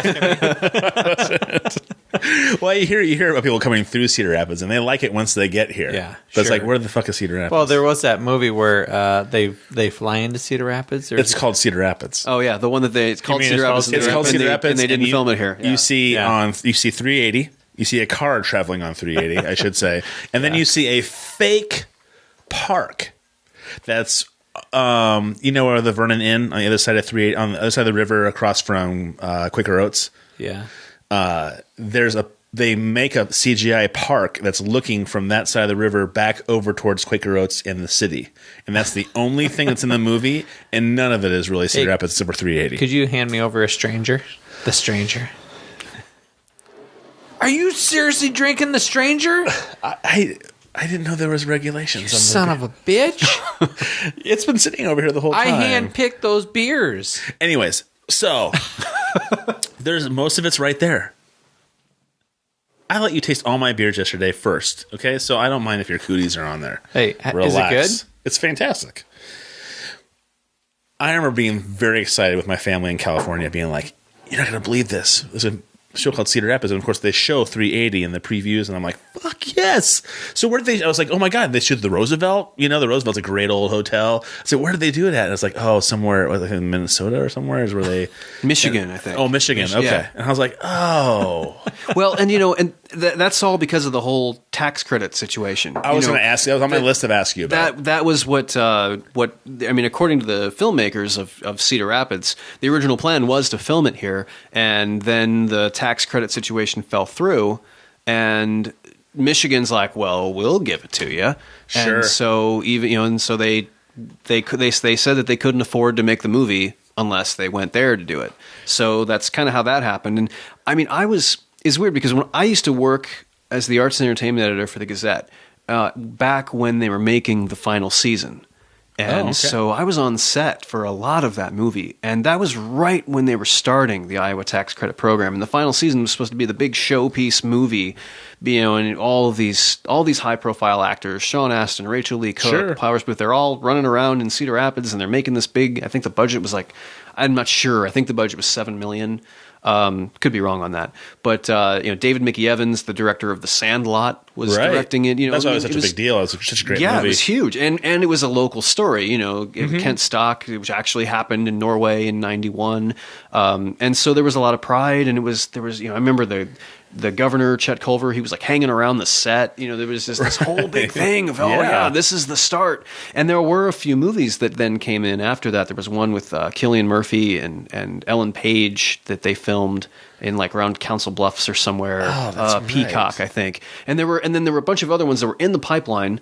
And then it all just went south. And and then there's all this one weird scandal. There was one scandal, and there's all this controversy about whose fault it was and whose it wasn't. But unfortunately, the byproduct was that whole program got derailed, and so this kind of just on the cusp of taking off Iowa film industry just suddenly down it went, and so we haven't seen any movies here in a while, and so it's been a. Yeah, I haven't heard about it. When I first saw Channel 9 News, I was like, that's how I got contact with you. As I was like, auditions for what? And then I was like, started going into more and more, and then saw the play stuff in the Theater Cedar Rapids, and we knew enough people around here, and I was like, going, what the hell? Because Nathan Matheny, the guy I mentioned earlier who does stuff in L.A., was ready to move. He's from this area. Mm-hmm. He was ready to move his entire business from Los Angeles to Des Moines to be part of this brand new film industry that was just starting to go crazy in Iowa. And he was flying in to see a friend, stay here, and like making solid plans to buy property, do things, and it just overnight disappeared. Yeah, and it's so disappointing. Yeah, it was terrible, and it was a really big deal to us to be able to make the movie here, and we've gotten a lot of local support and enthusiasm, which is kind of what's made it possible. It's fantastic. Even though you don't have that credit program in place anymore, you still have. I think people were so hungry to see a movie come back. That, Sure. there's a lot of support. I know that Hy-Vee is supplying food, like all of the craft stuff for the entire duration of the shoot. So dude, I want to be a big pasty white body in the background of the audience. You'll eat well if you do, man. Holy shit, that sounds fucking awesome. Yeah, That's a great way to describe yourself. I want to be a big pasty white I'm body. downplaying a lot so that when I do a really good job, the director goes, "Hey, you play a really good dead straight guy. Will you come up here and work on this one?" Dead straight eight fella. I should mention something else about with them. When I wrote the play, I deliberately did not set it in any specific city. It was it's never said where it is. Right. And so when we were talking about the film, I realized it's going to be harder to get away with that. Wherever we film, it's going to be obvious where we are. And we had some conversations early on, and we were like, you know what? Why don't we just set it in Iowa? And the reason that we figured that would work is, every time you ever see a movie about Iowa, it's baseball or it's farming, and I mean, nothing against that. Field of Dreams is a great movie, and there's some great stuff, but there's so much more to Iowa than that. Absolutely. And people who live in Cedar Rapids or Iowa City, we're not farmers. And when you go and you travel to, like, when I visit friends in California, they're always like, "So, how's life on the farm?" And I'm like, "Dude, I don't know." And that's funny because I had my stepfather used to say that. Wonderful fella. Why don't you guys own this? Why don't you own your Midwestern stuff? And I'm like, what do you like? How? Why don't you wear cowboy boots and stuff? And I'm like, what overalls. the fuck are you talking about? I go to a public school. Yeah. I may chop wood on the weekends. That's true. But otherwise, I don't live in a fucking farm. I don't. I have lots of friends who do, but I mean, that's not my life. And so I love the idea of changing perceptions. Good for you. And look around, man. I mean, because in Cedar Rapids, we have Rockwell Collins, GoDaddy, Geonetric. You look up the street at the University of Iowa, they're doing major research projects, and there's a lot of cutting edge technology going on. And so the idea that there would be a firm that's looking to make the first artificial, sure, why couldn't that happen here? And that's the thing that I really love is the idea that somebody sees this movie, and somebody in California sees this movie, and they see that it's set in Cedar Rapids, Iowa, and they say, why is this movie in Iowa? And the response is, why not?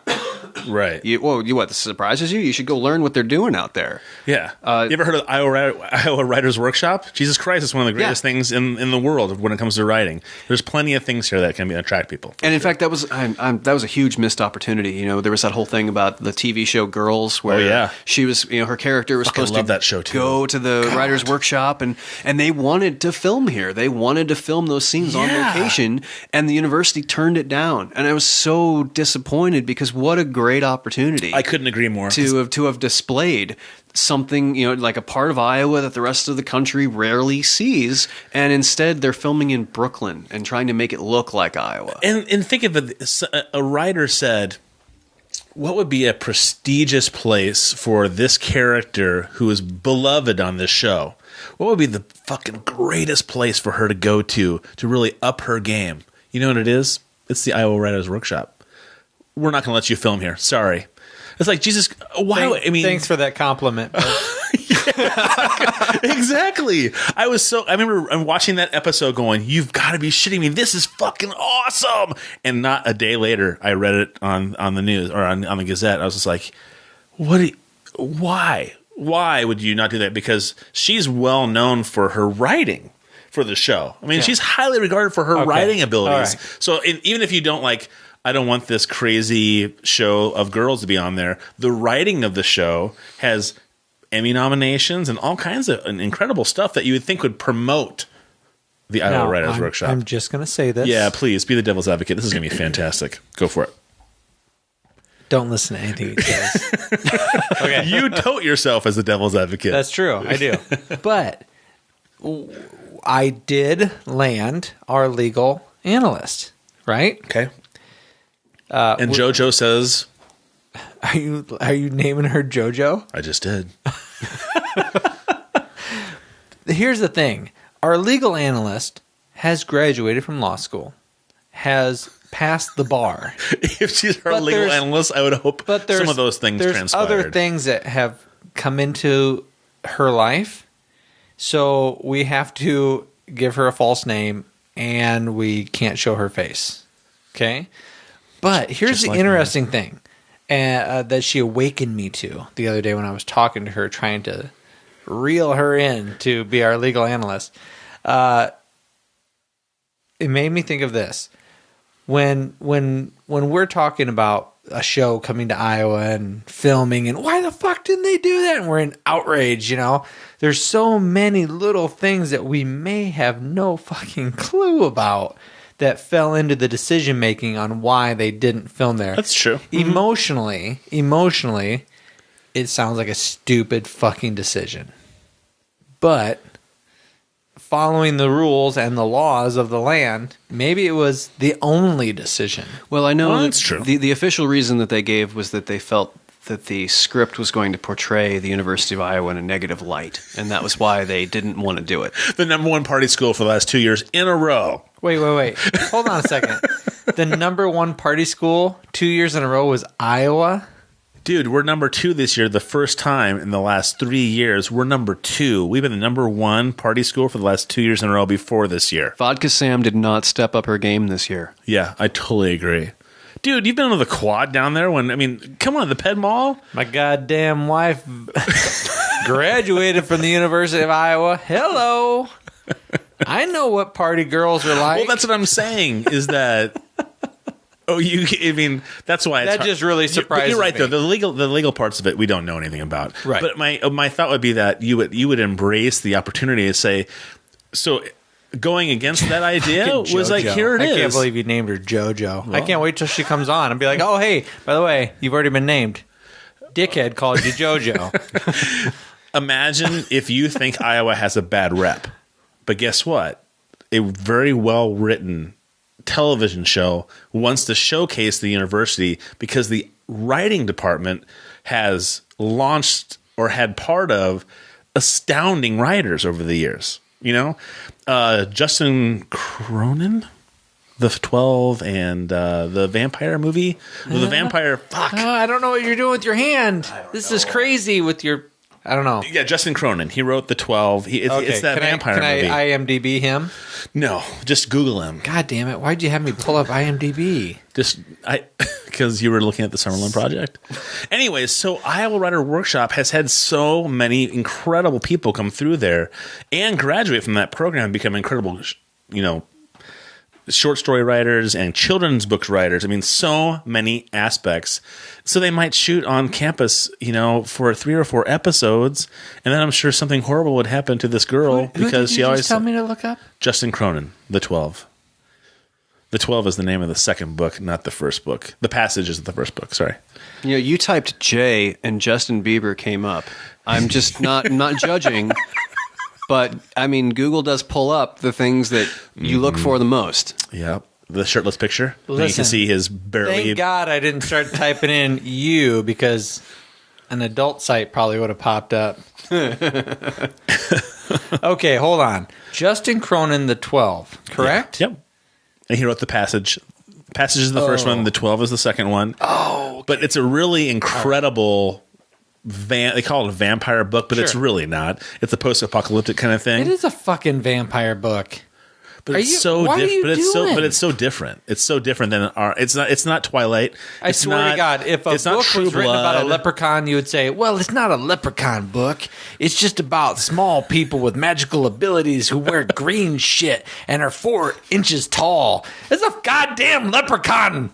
What is wrong with you? It's not a vampire book. It's a book about people who drink blood and stay alive, but it's not about vampires. I don't know why I'm doing this voice.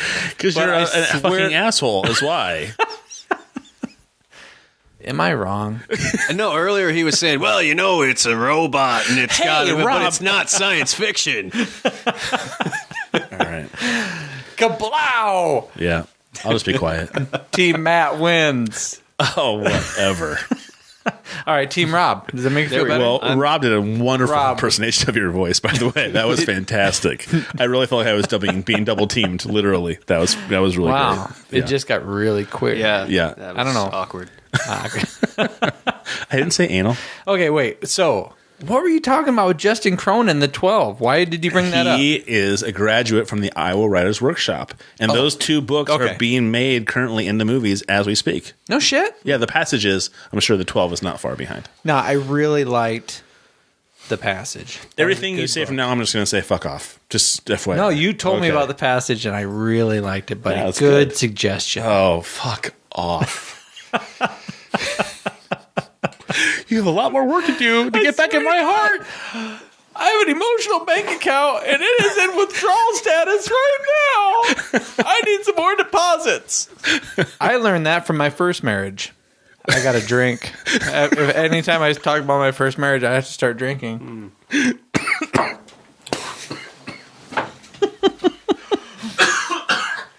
Wow, that must have been quite a marriage. Yeah, you got to start drinking. He starts hacking and he has to leave step the room. out. No, anytime I talk about my first marriage, he has to leave the room. Oh man, yeah. Well, she was into dominatrix and into public acts of sexuality, so it was. Oh, no, I'm just kidding. I was going to say, waiting for where did things go bad?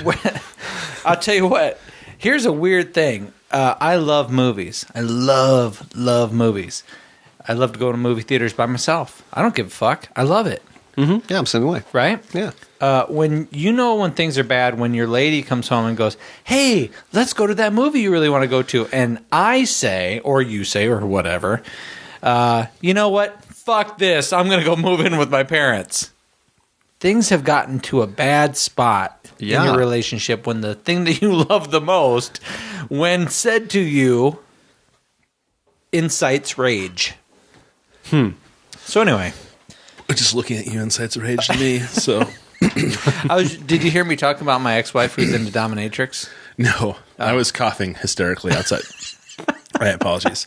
Well, rule number one. Never make me laugh while I'm drinking. Yeah. Rule number 2 is terrible. What? What's rule number 2, Todd? Never make me laugh while I'm eating. That happens constantly with me because I'm a big fat white man. I'm either drinking or I'm eating. So don't make me fucking laugh. Are you excited with what you've heard or seen so far with the movie being shot and everything? I'll tell you what, the thing that has me the most excited is seeing the amount of Iowa people who are getting opportunities because of this. I mean, one of the biggest ones is Angela Billman. You know, Angela played Amelia on the main stage TCR production. That's what we saw earlier, right? Yeah. I mean, that was her, and she's heading up the movie now, and that was a really big deal to me that her performance, go to a wider audience. And, yeah, she was really good. Yeah, and that little scene was really. She's phenomenal. She's a wonderful person. She's an incredible talent. And beautiful actress. The idea that this movie is going to is going to give her like a platform. I mean, I'm thrilled. I'm so happy that I could do that. And I have a lot of friends who keep messaging me on Facebook who are extras in the film or are popping up and like spending a day on set and talking about what a great time they're having and the idea that Cedar Rapids is being portrayed on film, sure. And that, like just today it was posted on Facebook that Chris Ellis was touring Brucemore.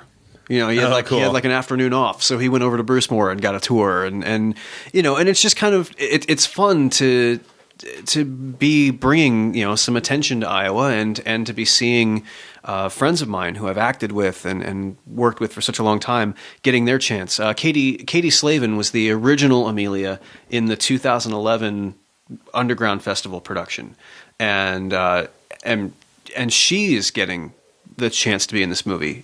She's like playing one of the lab technicians who, ironically enough, is building Amelia. So it's like old Amelia is working on new Amelia, which is she'd probably get mad at me if I called her old Amelia. Yeah. Amelia 1.0 is working on Amelia 2.0. Gotcha. So it's really cool. Because I like Kate Vernon and I like Chris Ellis. And I think that I don't want to call not being headline actors. I'm always one of those people who I like saying B actors in a way, because I feel like they fill a movie. They round a movie out so well. I remember Philip Seymour Hoffman in what was the porn movie with Dick Diggler? Boogie Nights. Boogie Nights. Yeah. He was, to me, the best part of Boogie Nights. Yeah, he was absolutely the best part. And no one knew who he was. And nobody knew who the fuck he was. Yeah. I mean, so I remember watching that going, why is this guy not one of the, up there for one of the greatest actors? I think Kate Vernon, and I also think that Chris Ellis, again, people that I see in lots of movies and lots of different things, who make a movie so good because they're such great actors, but they're not the star of something. You know what I mean? Oh, absolutely. I'm really excited when I saw that. I mean, Ed Begley Jr. has been in a lot of things. I think I got more excited about seeing Kate Vernon was going to be in. I was like, oh, shit, I know her. That's awesome. See, now Ed Begley Jr. really kind of does it for me. Did you pronounce his name correctly? Because I felt it so bad. No, because I'm drinking. That's why I really wanted to make sure that I enunciated. My son does this the other day. I was like, "Hey, buddy, what'd you do at school today?" What the fuck, dude? Enunciate. What's enunciate? Oh my god. What do they teach in school? Ed Begley Jr.? Ed Begley Jr. I think it's awesome that he's in this movie because he had his own reality show where he was doing he tries to really truly live his life in a very green, oh yeah, he's big on that science technology way. I think that's awesome. I think it's perfect. What was that movie? It was a Death of the Electric Car. It was a documentary about Who killed the electric car? He was in that. He was a big one in that one. Right. Yeah. I think I'm surprised he was here shooting the movie and not at the Green March last Sunday for the March in Manhattan, because he's big on green stuff. The March of Manhattan. March on. Yeah, it was that one where there was like 400,000 people for climate change. Yeah. Yeah. I don't know anything. He probably wanted to be, but he had a gig. It had to do sci-fi, but it's not really sci-fi because it's not really a robot. But obviously, but there's some little green people about 4 inches tall that run around in the movie, and that's why he did it. God damn, they weren't leprechauns though. Dude, you're such a horrible person. I'm a horrible person, but I really make great examples. No, I give awesome examples. That was a horrible example. Horrible. We didn't even get into the whole swear to God, I can argument. do some magic and shit, and I'm only 4 inches tall, and I wear a green tuxedo, but I am not a fucking leprechaun. I think Chuck Kavanaugh would disagree with you. What, that I'm a leprechaun? About being this tall and being green with red hair. What's wrong with you? Seriously. Okay, news on March for March. All right. For a second, we're gonna possibly bring focus away from you, but we're gonna come back. What did you have for current events today? Anything at all? Was there anything at all that was worth talking about? I have plenty of current events and positive ones of that. Okay. I guess I spent most of my job really not knowing much about the Summerland Project, and then once I got the gist of the idea, I spent a lot of the day going, "Oh my God, what would I do? Would I want to? Again, I extrapolated it very quickly to a selfish thing. I want to perpetuate myself, and so I took it out of the vein of losing a loved one and being very selfish about it, and being like, oh, awesome, I have the means, and so I'm going to make this happen. I'm going to try to make sure I live longer and do things. And you started talking about robotics and things like that, and then I started thinking about Google. Google has bought, 10 robotics companies in the last 5 years, anywhere from nano robotics to like the big fucking crazy robots that run around that you've seen YouTube videos of. They are buying up these robotic companies. And I'm like going, okay, so Google runs the internet, give or take. And now they're buying the top of the line robotic industry companies as well. What? What's going on there? You were looking at me weird, like I was. Someone once in a while, we connect. I'm looking right at you. God forbid I should look at you and say, "Hey, can you branch off of?" I'm sorry, what Todd's going on a tirade. What? Listen, just shut the fuck up for a second. That's exactly what I was waiting for. Here's what I was thinking. There's a movie that's called Surrogates, right? It's an older movie. It came out in 2009. Yeah. Terrible movie. It's an older movie. It came out in 2009. It's an older movie. Bruce Willis, terrible movie. It's not a terrible movie because it asks some of these similar questions. And it's one of those movies that when you watch it, what they do is the stupidest fucking thing ever, which is shut down all of these surrogates. There's people that are gay. There's people that don't want to look the way they look. There's people that are black who want to be white. There's people who are white that want to be black. And they can live their lives through their surrogates. And there's when that happens, there's zero crime. But they start having this philosophical fucking religious debate about, well, are we really living? Well, is everybody fucking happy? Are we all coexisting on this earth? Are we all getting what we want? Now, if I were to die, one, I would want to know exactly what my wife was going to be downloading my consciousness into. Like, all right, big cock. Well, no, it doesn't have to be a big cock. Any cock she wants, but make sure it's really going to make her happy, right? I would want to design my body, first of all. I want to be a little 4-inch tall green midget. I want to magic and shit. But don't make me into a leprechaun. Not a fucking leprechaun. I don't want to wear a tuxedo that's green. You know what? I didn't even start that. Rob started that shit. I kind of did. Yeah. Okay. Just jump on the bandwagon. It's okay, Rob. Just kick me in the balls while I'm down. That's all right.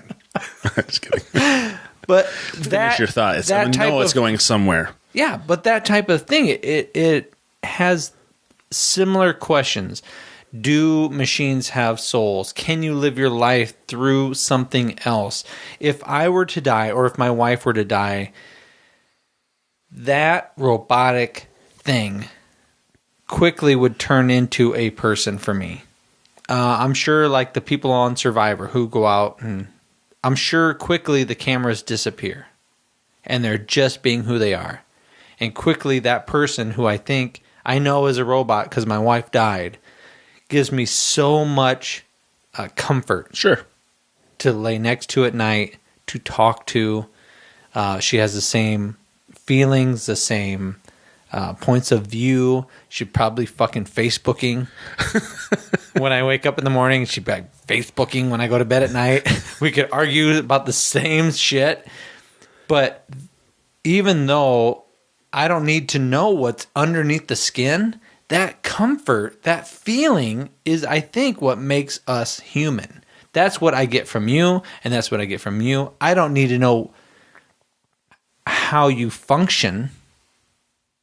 I just need to know what I get from you. You make me happy. You make me laugh. My wife turns me on. This is the things that I need to know. I don't need to know that there's a AA battery.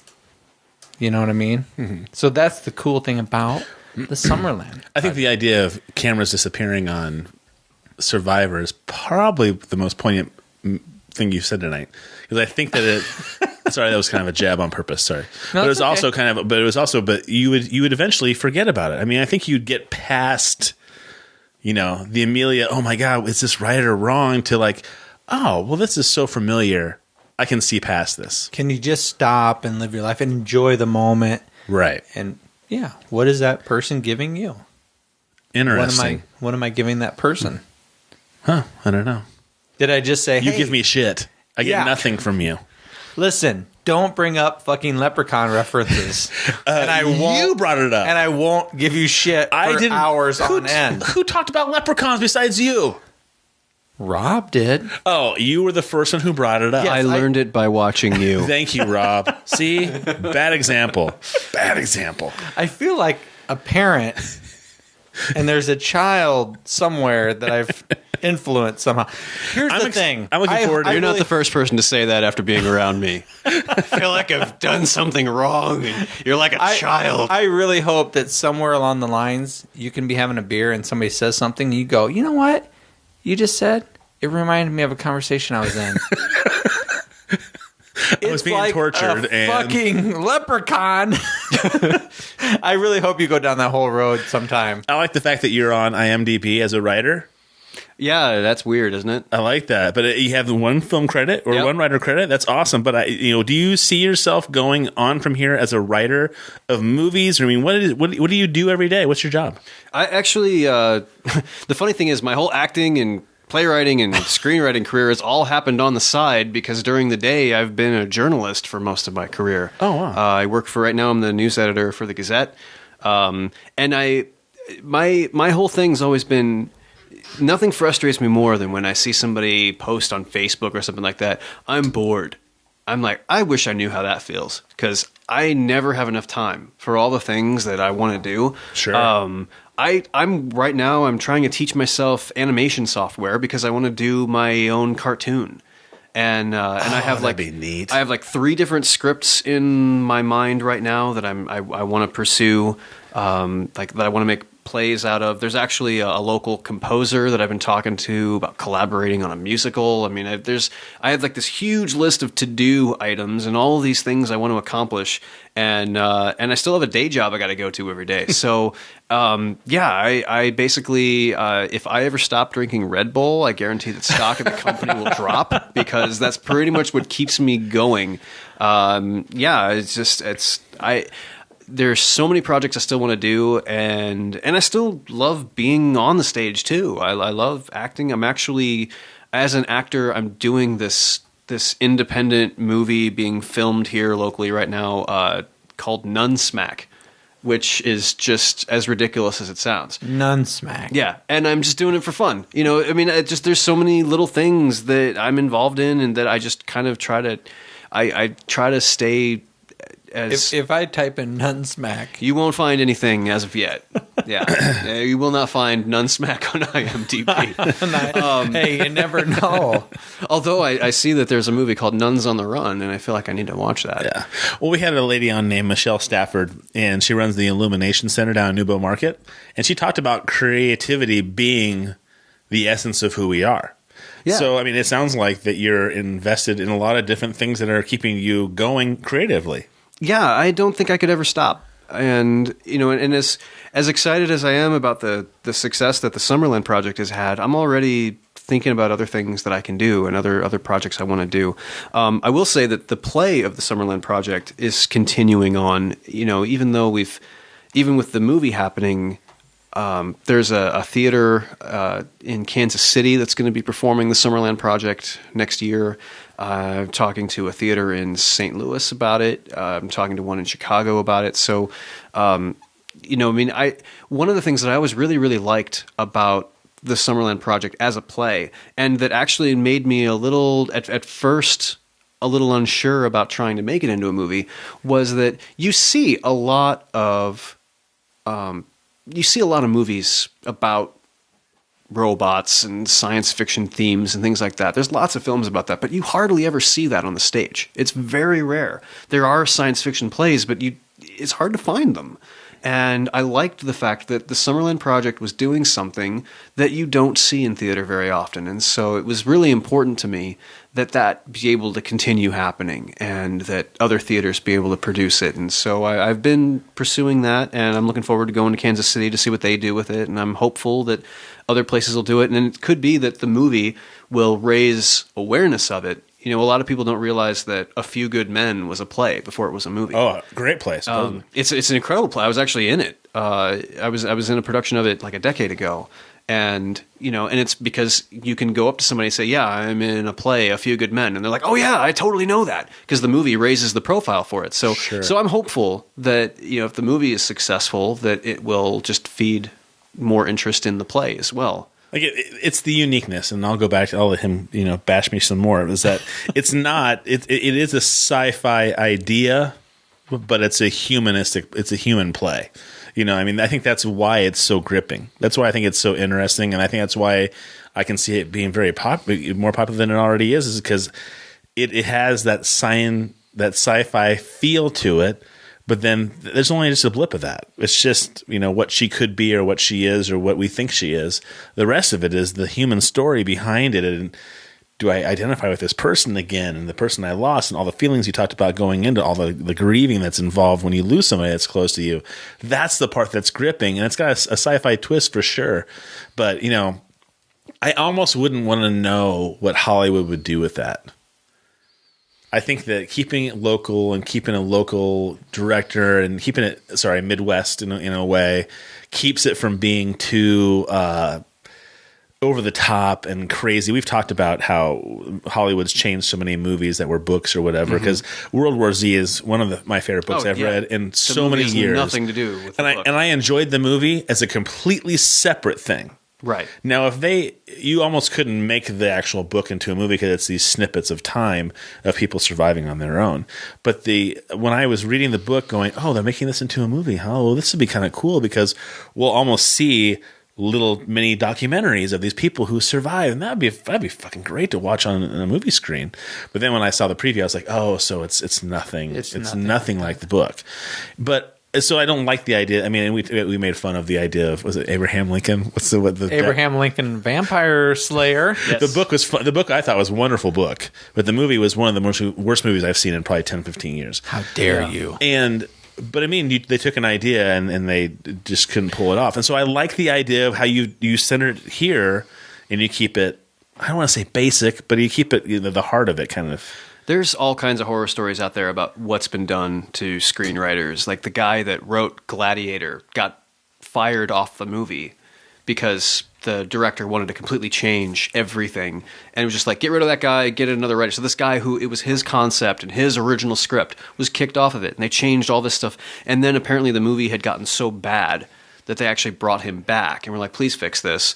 And he wound up winning an Academy Award. I was going to say, it's a great movie. Holy cow. Yeah, I mean, he had to. But it was lucky that they brought him back because a lot of times that doesn't happen. And I don't know if you guys saw Prometheus last year. Sure. Fuck yeah. I own it. Do you own the Blu-ray with all the special features? Yes. Watch the making of if you haven't already, because they talk to the screenwriter at length, and you watch this and you just feel for this guy, what he was put through. That the studio went to him and they said, all right, so we want you to create this origin story for Alien. And he wrote this screenplay and he worked with Ridley Scott on it. And apparently it was a really good screenplay. And then the studio came in and were like, you know what? We've changed our minds. We don't want any references to Alien. Take them all out and make this a completely standalone thing. And the screenwriter was like, but that how do you do the whole that? thing is built around that. Right. And so he had to go in, he had to edit it, and he had to change all this stuff, and then he made it so that all references to Alien were gone, even though half the things happening in the movie didn't make any sense anymore because of it. And then, as they're going into production, the studio then comes back, and they're like, okay, so we thought about it again, and actually we do want there to be references to Alien, but we want them to be subtle. And then they brought Damon Lindelof in, who took this guy's original screenplay and completely changed it. And you just, like, if you watch the interview with the screenwriter, you can tell he's trying to be a team player and he's trying to be nice, Sure. but you can just tell he's just like...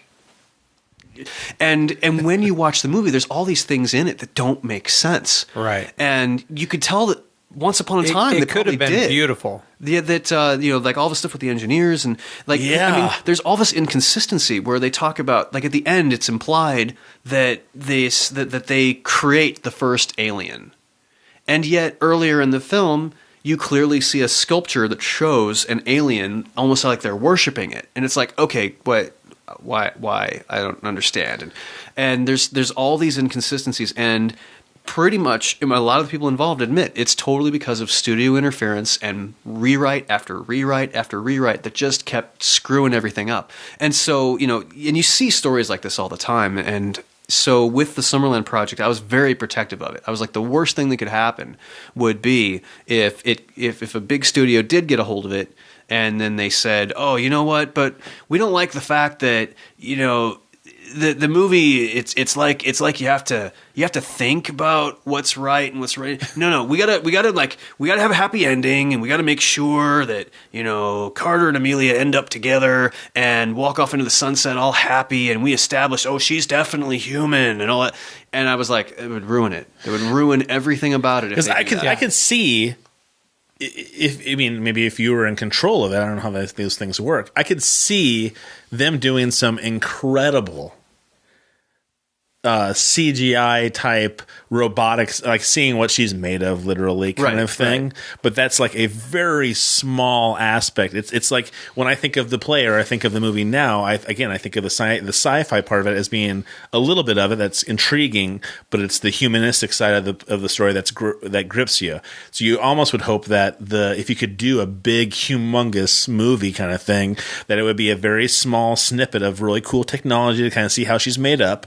But then the rest of the movie is this love story, for lack of a better way to reference it. It is my hope that that the filmmakers keep that they keep the story front and center. There was a reason that I went to Adam, and I remain very hopeful that they will create the kind of movie that I saw when I created the screenplay. You know, when you're writing the screenplay, obviously there's a movie you see in your head. And then when you hand over the screenplay, you kind of have to let go of that, because odds are Adam's vision is going to be different from what I saw. You know, if I was directing the film, we'd be having a different conversation, but he's directing it. It's his vision. And, you know, all I can do as the writer is hope that that the things that are important to me about that script are protected. Right. And we'll see. Well, I mean, it kind of boggles my mind when you hear about stories like the Prometheus and things like that. Because, I mean, I heard a story that they were doing the Lord of the Rings trilogy, and Disney's. I'm probably getting half this wrong. Are you going to bastardize this? Yeah, I'm really going to do a bad job. So Disney says to them, "We need to see some kind of like snippet of what you're talking about technology-wise with the elves and the dwarves and the battle scenes, and some of in Lord of the Rings, those huge, mind-boggling battle scenes." And so supposedly, who's the director? Peter Jackson. Peter Jackson. Yeah. Puts together on his own with his own money, like $40,000, all the CGI to kind of give them an idea of what it's going to look like.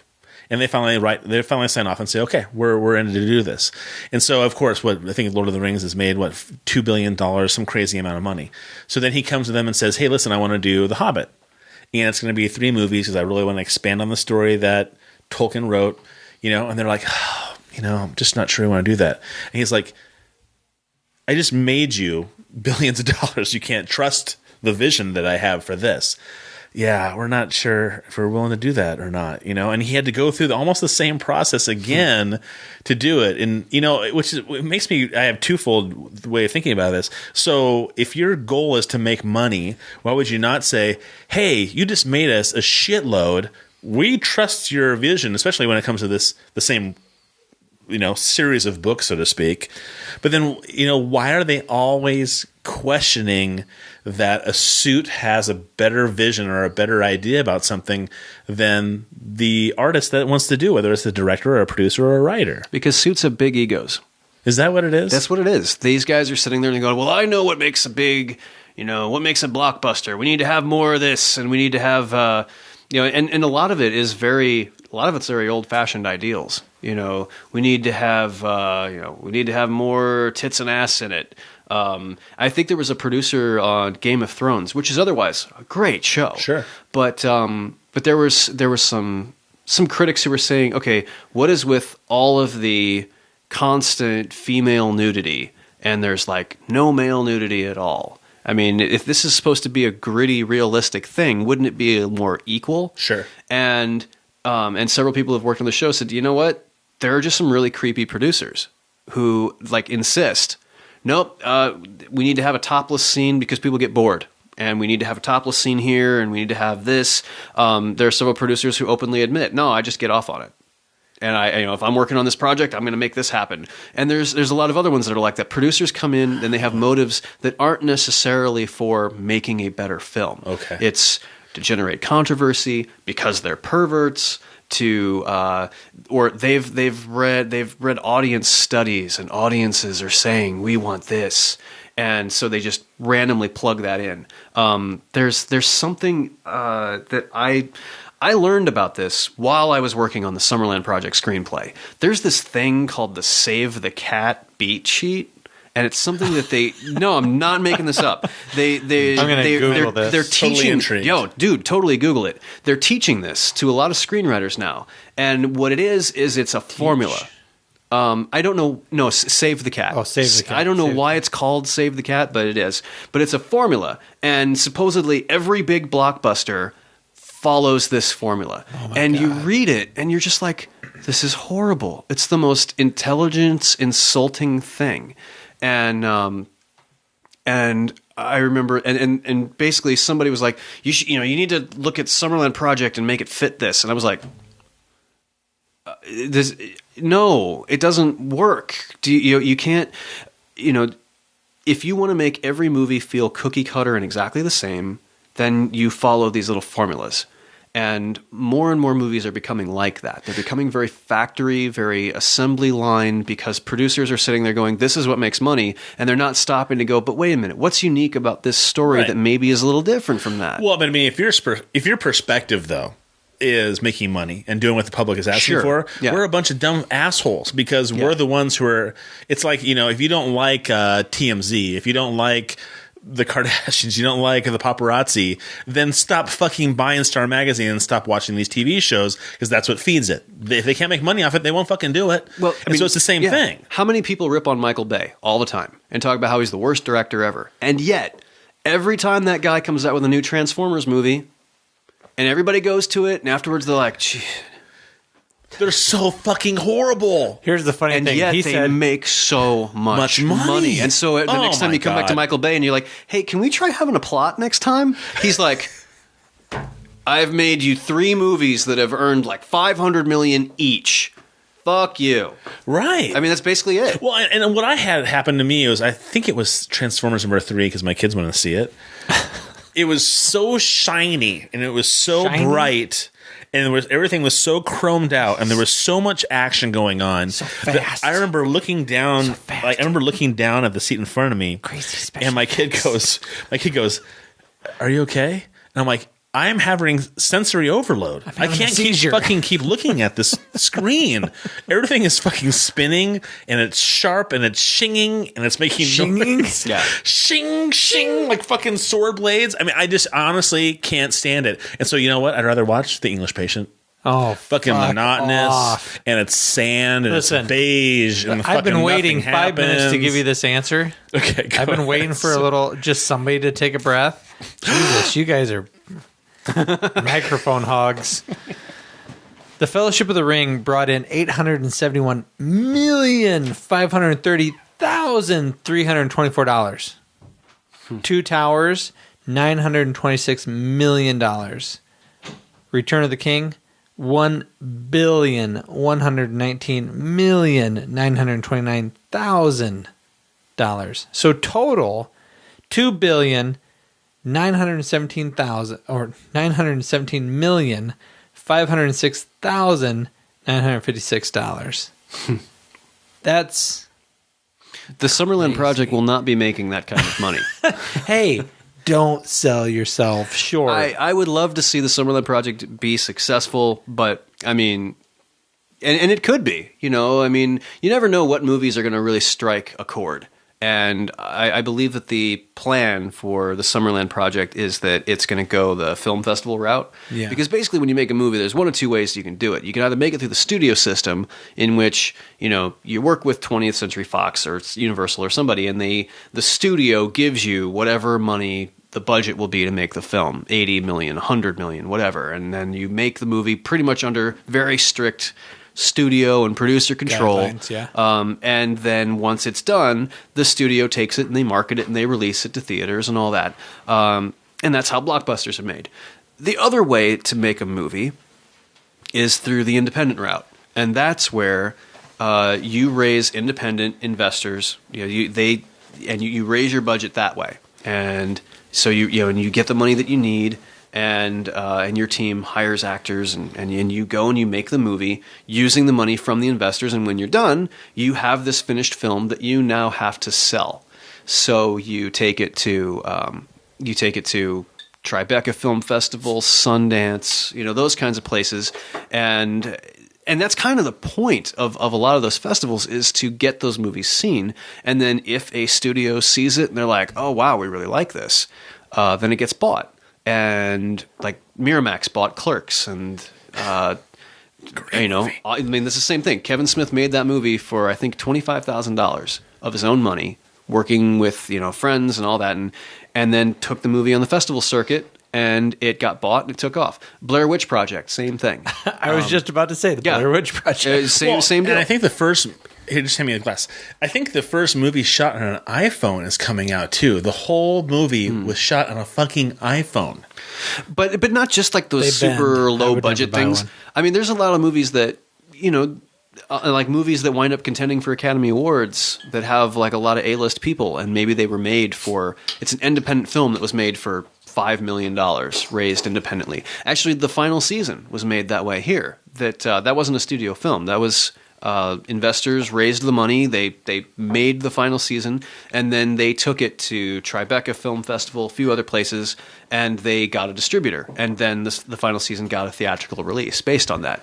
So for the Summerland Project, there's a couple different routes it could go. It could, if a distributor is interested in it and they decide to buy the film, it could get a theatrical release that way. It could get, the world is changing, and it could become a Netflix, instant streaming film, which is, it used to be direct to video was a horrible thing. That was like terrible movies, but actually, that's become a very viable distribution model now. There's a lot of people who stream almost all their content, and so and on top of that, I mean, nowadays you can watch a movie on DirecTV's film channels the weekend before it comes out in the theaters.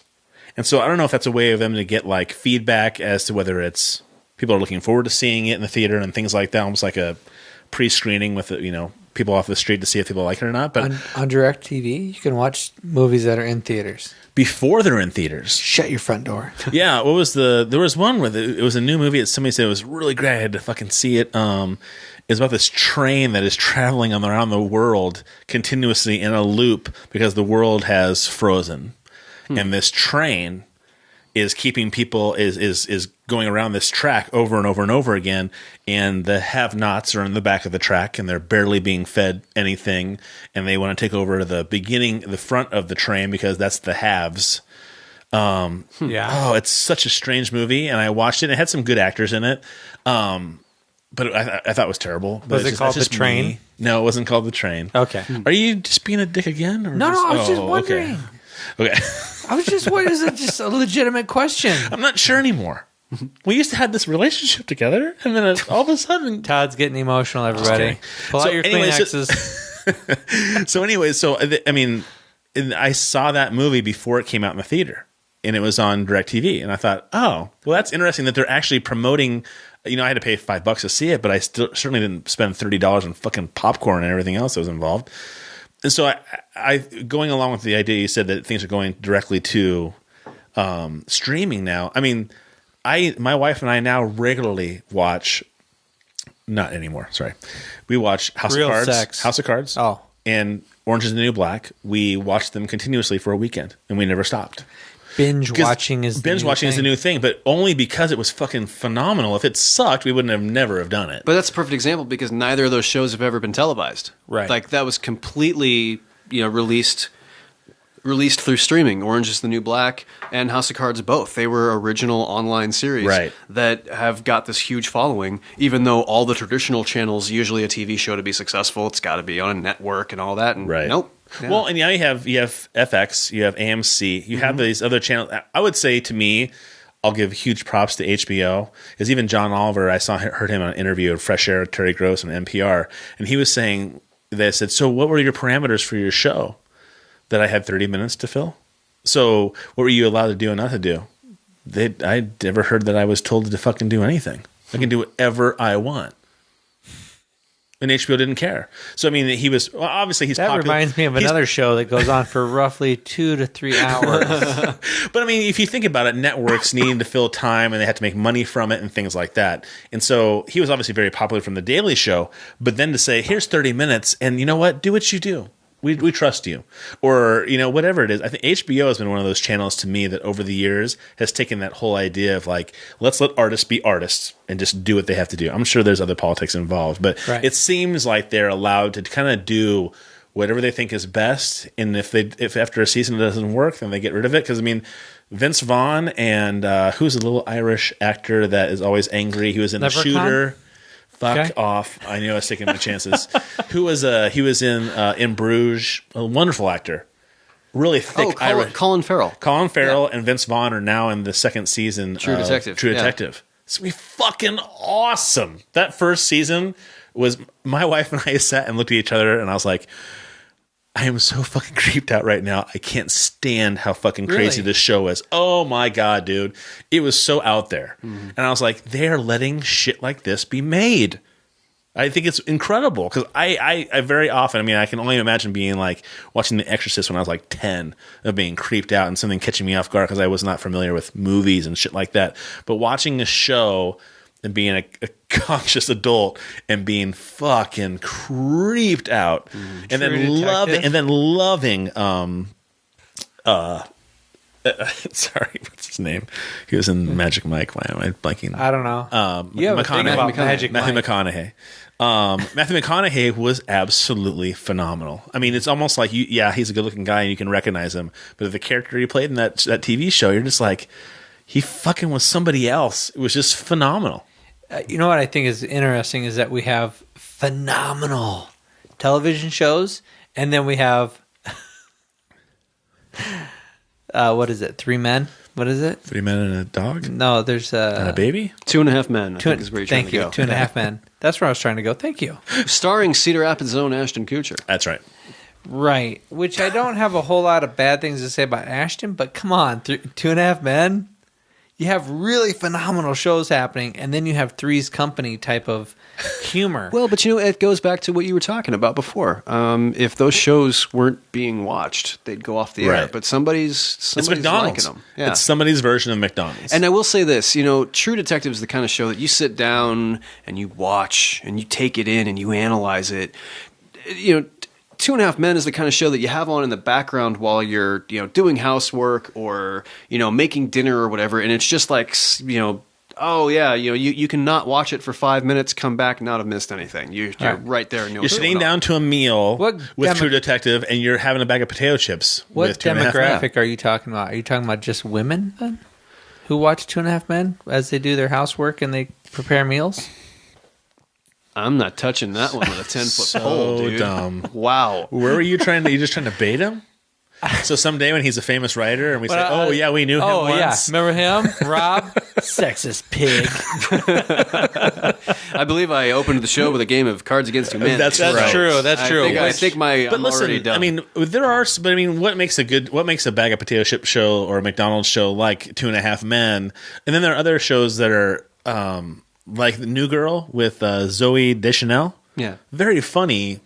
But very different show, but it's on Fox. But is it funny or is it just like the? It's funny because they have some great actors on there. There's some really good actors. Okay. Yeah, that's a funny show. Well, and I'll admit, you know, I love a really good, really deep, thought-provoking film. At the same time, in my top 10 movies of all time, Dumb and Dumber occupies a place of honor because sometimes you just need that. Sometimes you need one of those movies that's just absolutely hilarious and stupid and yet kind of brilliant because it's stupid. And when you saw the trailer, you were like, yes, they're back. Oh, my God. I'm so happy about that. Gotcha. Oh, my God. Yeah. Well, see, I like those movies, too. One of my favorites that my wife just incessantly teases me about is Roadhouse. Oh, yeah. Oh, my God, do I love that movie. It's so bad. Yeah. It's so bad, but it's so fucking great. What's he say about making him his prison bitch? I'm not saying that line on air. What was that one? I can't. It's explicit. I'll say it. What is it? I used to F guys like you in prison. Fuck you guys. I used to fuck guys like you in prison. Why'd you make a different voice? You say that all the time. But I thought I'll give you a hard time. Even when he ripped his throat out, Yeah. I was like, "That's so dumb. It's great." Dude, you gotta do it 3 fingers. You gotta do it 3 fingers. It's like an eagle claw. Oh, sorry, didn't. And then you gotta do some Tai Chi next to a river. Ranks right up there with Happy Gilmore. I eat pieces of shit like you for breakfast. You eat pieces of shit for breakfast? No. The price is wrong, bitch. Well, what was funny is that I think that was one of those. It was funny enough, and it had enough campy things in it that it really had a because Billy Madison was before that, and that was kind of funny. And then because people can relate to dodgeball and shit that happened in that movie, and then Happy Gilmore. But from that, like Wedding Singer, to me, one of my absolute hands down favorite Adam Sandler movies. There was enough great fucking music in that movie. You could relate to somebody like that. It wasn't quite so campy that you're like, oh Jesus Christ, I'm wasting 2 hours of my life on. But it was heartwarming. There was a heartwarming aspect to it where a lot besides Punk's Drunk Love with Adam Sandler, it's been kind of like, oh. What about the remote The same one? thing. Yeah, see, fuck. Oh my God. No. The remote one? The remote. It's called The Remote. You're talking about Click? Click. Oh. Yeah. I cry at the end every single time because there is a message of you get so focused on I have to make more money. I have to work more hours. I have to suck ass. Part of the point boss. is that if that was part of that movie, it was fucking completely lost on me. Well, it was I didn't so miss bad. it. It was so bad. If I had 5 minutes to focus at the end to try to get the gist of what he was trying to say in that movie, it was done. But you know what? Here's the deal. I easily took that away from Click. If you were to really try hard, maybe you'd get that message. But if you go to the Summerland Project and watch the musical or the play, the play. If you go to the play and you watch it, or you watch the movie when it comes out, it's an easy, thought-provoking. Yeah, I hope so. Medium. Rob, I mean, listen, this podcast has enabled us to meet a lot of people, and it's probably one of the best parts of it. I thought you were going to say it's one of the best podcasts out there. And I was joking around with him after one of your last emails of like, are you sure I should be on? Fuck, dude, you are the absolute only person that should be on because you are the heart and soul of what this is about. And I think that we always feel very lucky to get the opportunity to meet people like yourself, because I think the reason why the play is successful, and I think why I think the movie is going to be successful, is because it came from such a pure place without a tremendous amount of like, I want it to be this big Hollywood movie. I'm here to do this. It's like, you know what? Let's promote Cedar Rapids. Let's base it here. Well, Jesus Christ, you can put it wherever you want to. And it was answering or bringing to light a question that you yourself were having, right? Yeah. By the way, I wanted to ask you this. So if you were in that position, great question. You were in that position, you said earlier that you were asking yourself that question. What would you come up with? Because you said the director had changed her mind, right? Mm-hmm. Have you changed your mind, or where have you settled? You see this face? This is my poker face. You Do you not want to say because of the movie, or you're really unsure? No, I deliberately don't say. One of the things I'm really proud of is that a lot of people who saw it come to me afterwards and ask that question, because after seeing the show, they don't know which side I fall on, and that was really important to me. I mean, the worst thing would have been if they'd come out and been like, "Wow, well, it's pretty obvious you thought that was a bad idea to do," or vice versa. "Wow, you convinced me. Yeah, we should do this." I was like, no, and maybe part of that is because I do have a journalism background. You know, my job has been to tell the story, not to offer my opinion on it, not to interject myself into it, but to just be like, no, here it is. Here's the story. Here's how it affects all these different people. You make up your own mind about it. And that's what I wanted to do. And so, yeah. So you have an opinion, but you really are just holding it in reserve because you want to see how people... I'll put it this way. Like I said, every character in that show says something that I myself have felt at a certain time. That in the course of grieving someone, I have been in the senator's shoes. I've been in Beckett's. I've been in Carter's. And also all those things that all those characters are saying all come from a place that I know. How I end up on the end of it, you know what? It doesn't matter. I'd rather hear how other people end up, how they feel about it, and what the decisions that they make about it. That's more important to me. Dude, you're fucking awesome. How dare I hope you. you had a good time. I did. I actually have to take off here. Yes, you do. But thank you. Like, it's been a I was while. going to say, how dare you say you're not a genius? When I called you a genius at the beginning of this podcast, you're like, I'm not really a genius. I dig. I really do dig. I enjoy the fact that you want that question to linger. You don't want to answer questions. You want to create a question and have people really be a really thought-provoking question. Dude, he and I could have a podcast for 2 hours, just the two of us fucking talking just about this shit. this. Oh my god. Yes. Okay, so let's wrap it up. Okay.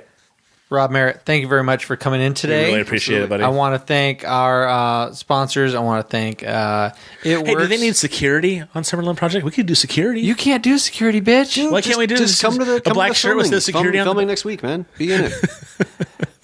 I want to thank our It Works independent distributor, Kathy Scala, for itworks.com. Check that out. Ecolips.com. You want to change up, create your own lip balm? You can do that on ecolips.com. Even put your own little label on it. Check it out, ecolips.com. Sweet Raw Joy. They're not a sponsor, but I like their food, and I will bring in a tasty little treat sometime for Todd. Whatever. Fuck it, maybe I won't. And then there's Cards Against Humanity, and you have seen how much we enjoy Cards Against Humanity. Yes. Go to cardsagainsthumanity.com, and you can just get the normal, regular bundle, or I'm you gonna can I'm gonna carry Rob's All first of you- comment with me for so long. I can't wait to tell my wife about Look, it. it's right there. See the holiday pack. I want to right now. I'm gonna buy it at the Santa store. Claus and reindeer. You can only imagine what could happen. There's expansion packs, so if you get bored, get the and expansion they even pack. have Get they another even have a box that's like 3 times the size of the store. All your fucking cards, because you're just gonna keep collecting them. Yeah, and there's blank cards because you got some sick motherfuckers out there like my wife who writes shit down as we're playing the original game. She's writing shit down like, oh, that would have been a good question. Hey Rob, I know you have plenty of time in your hands, but since your girlfriend lives so close, we're thinking about having a couples party where we play this, and then we stop and we work on some of the white and black cards together.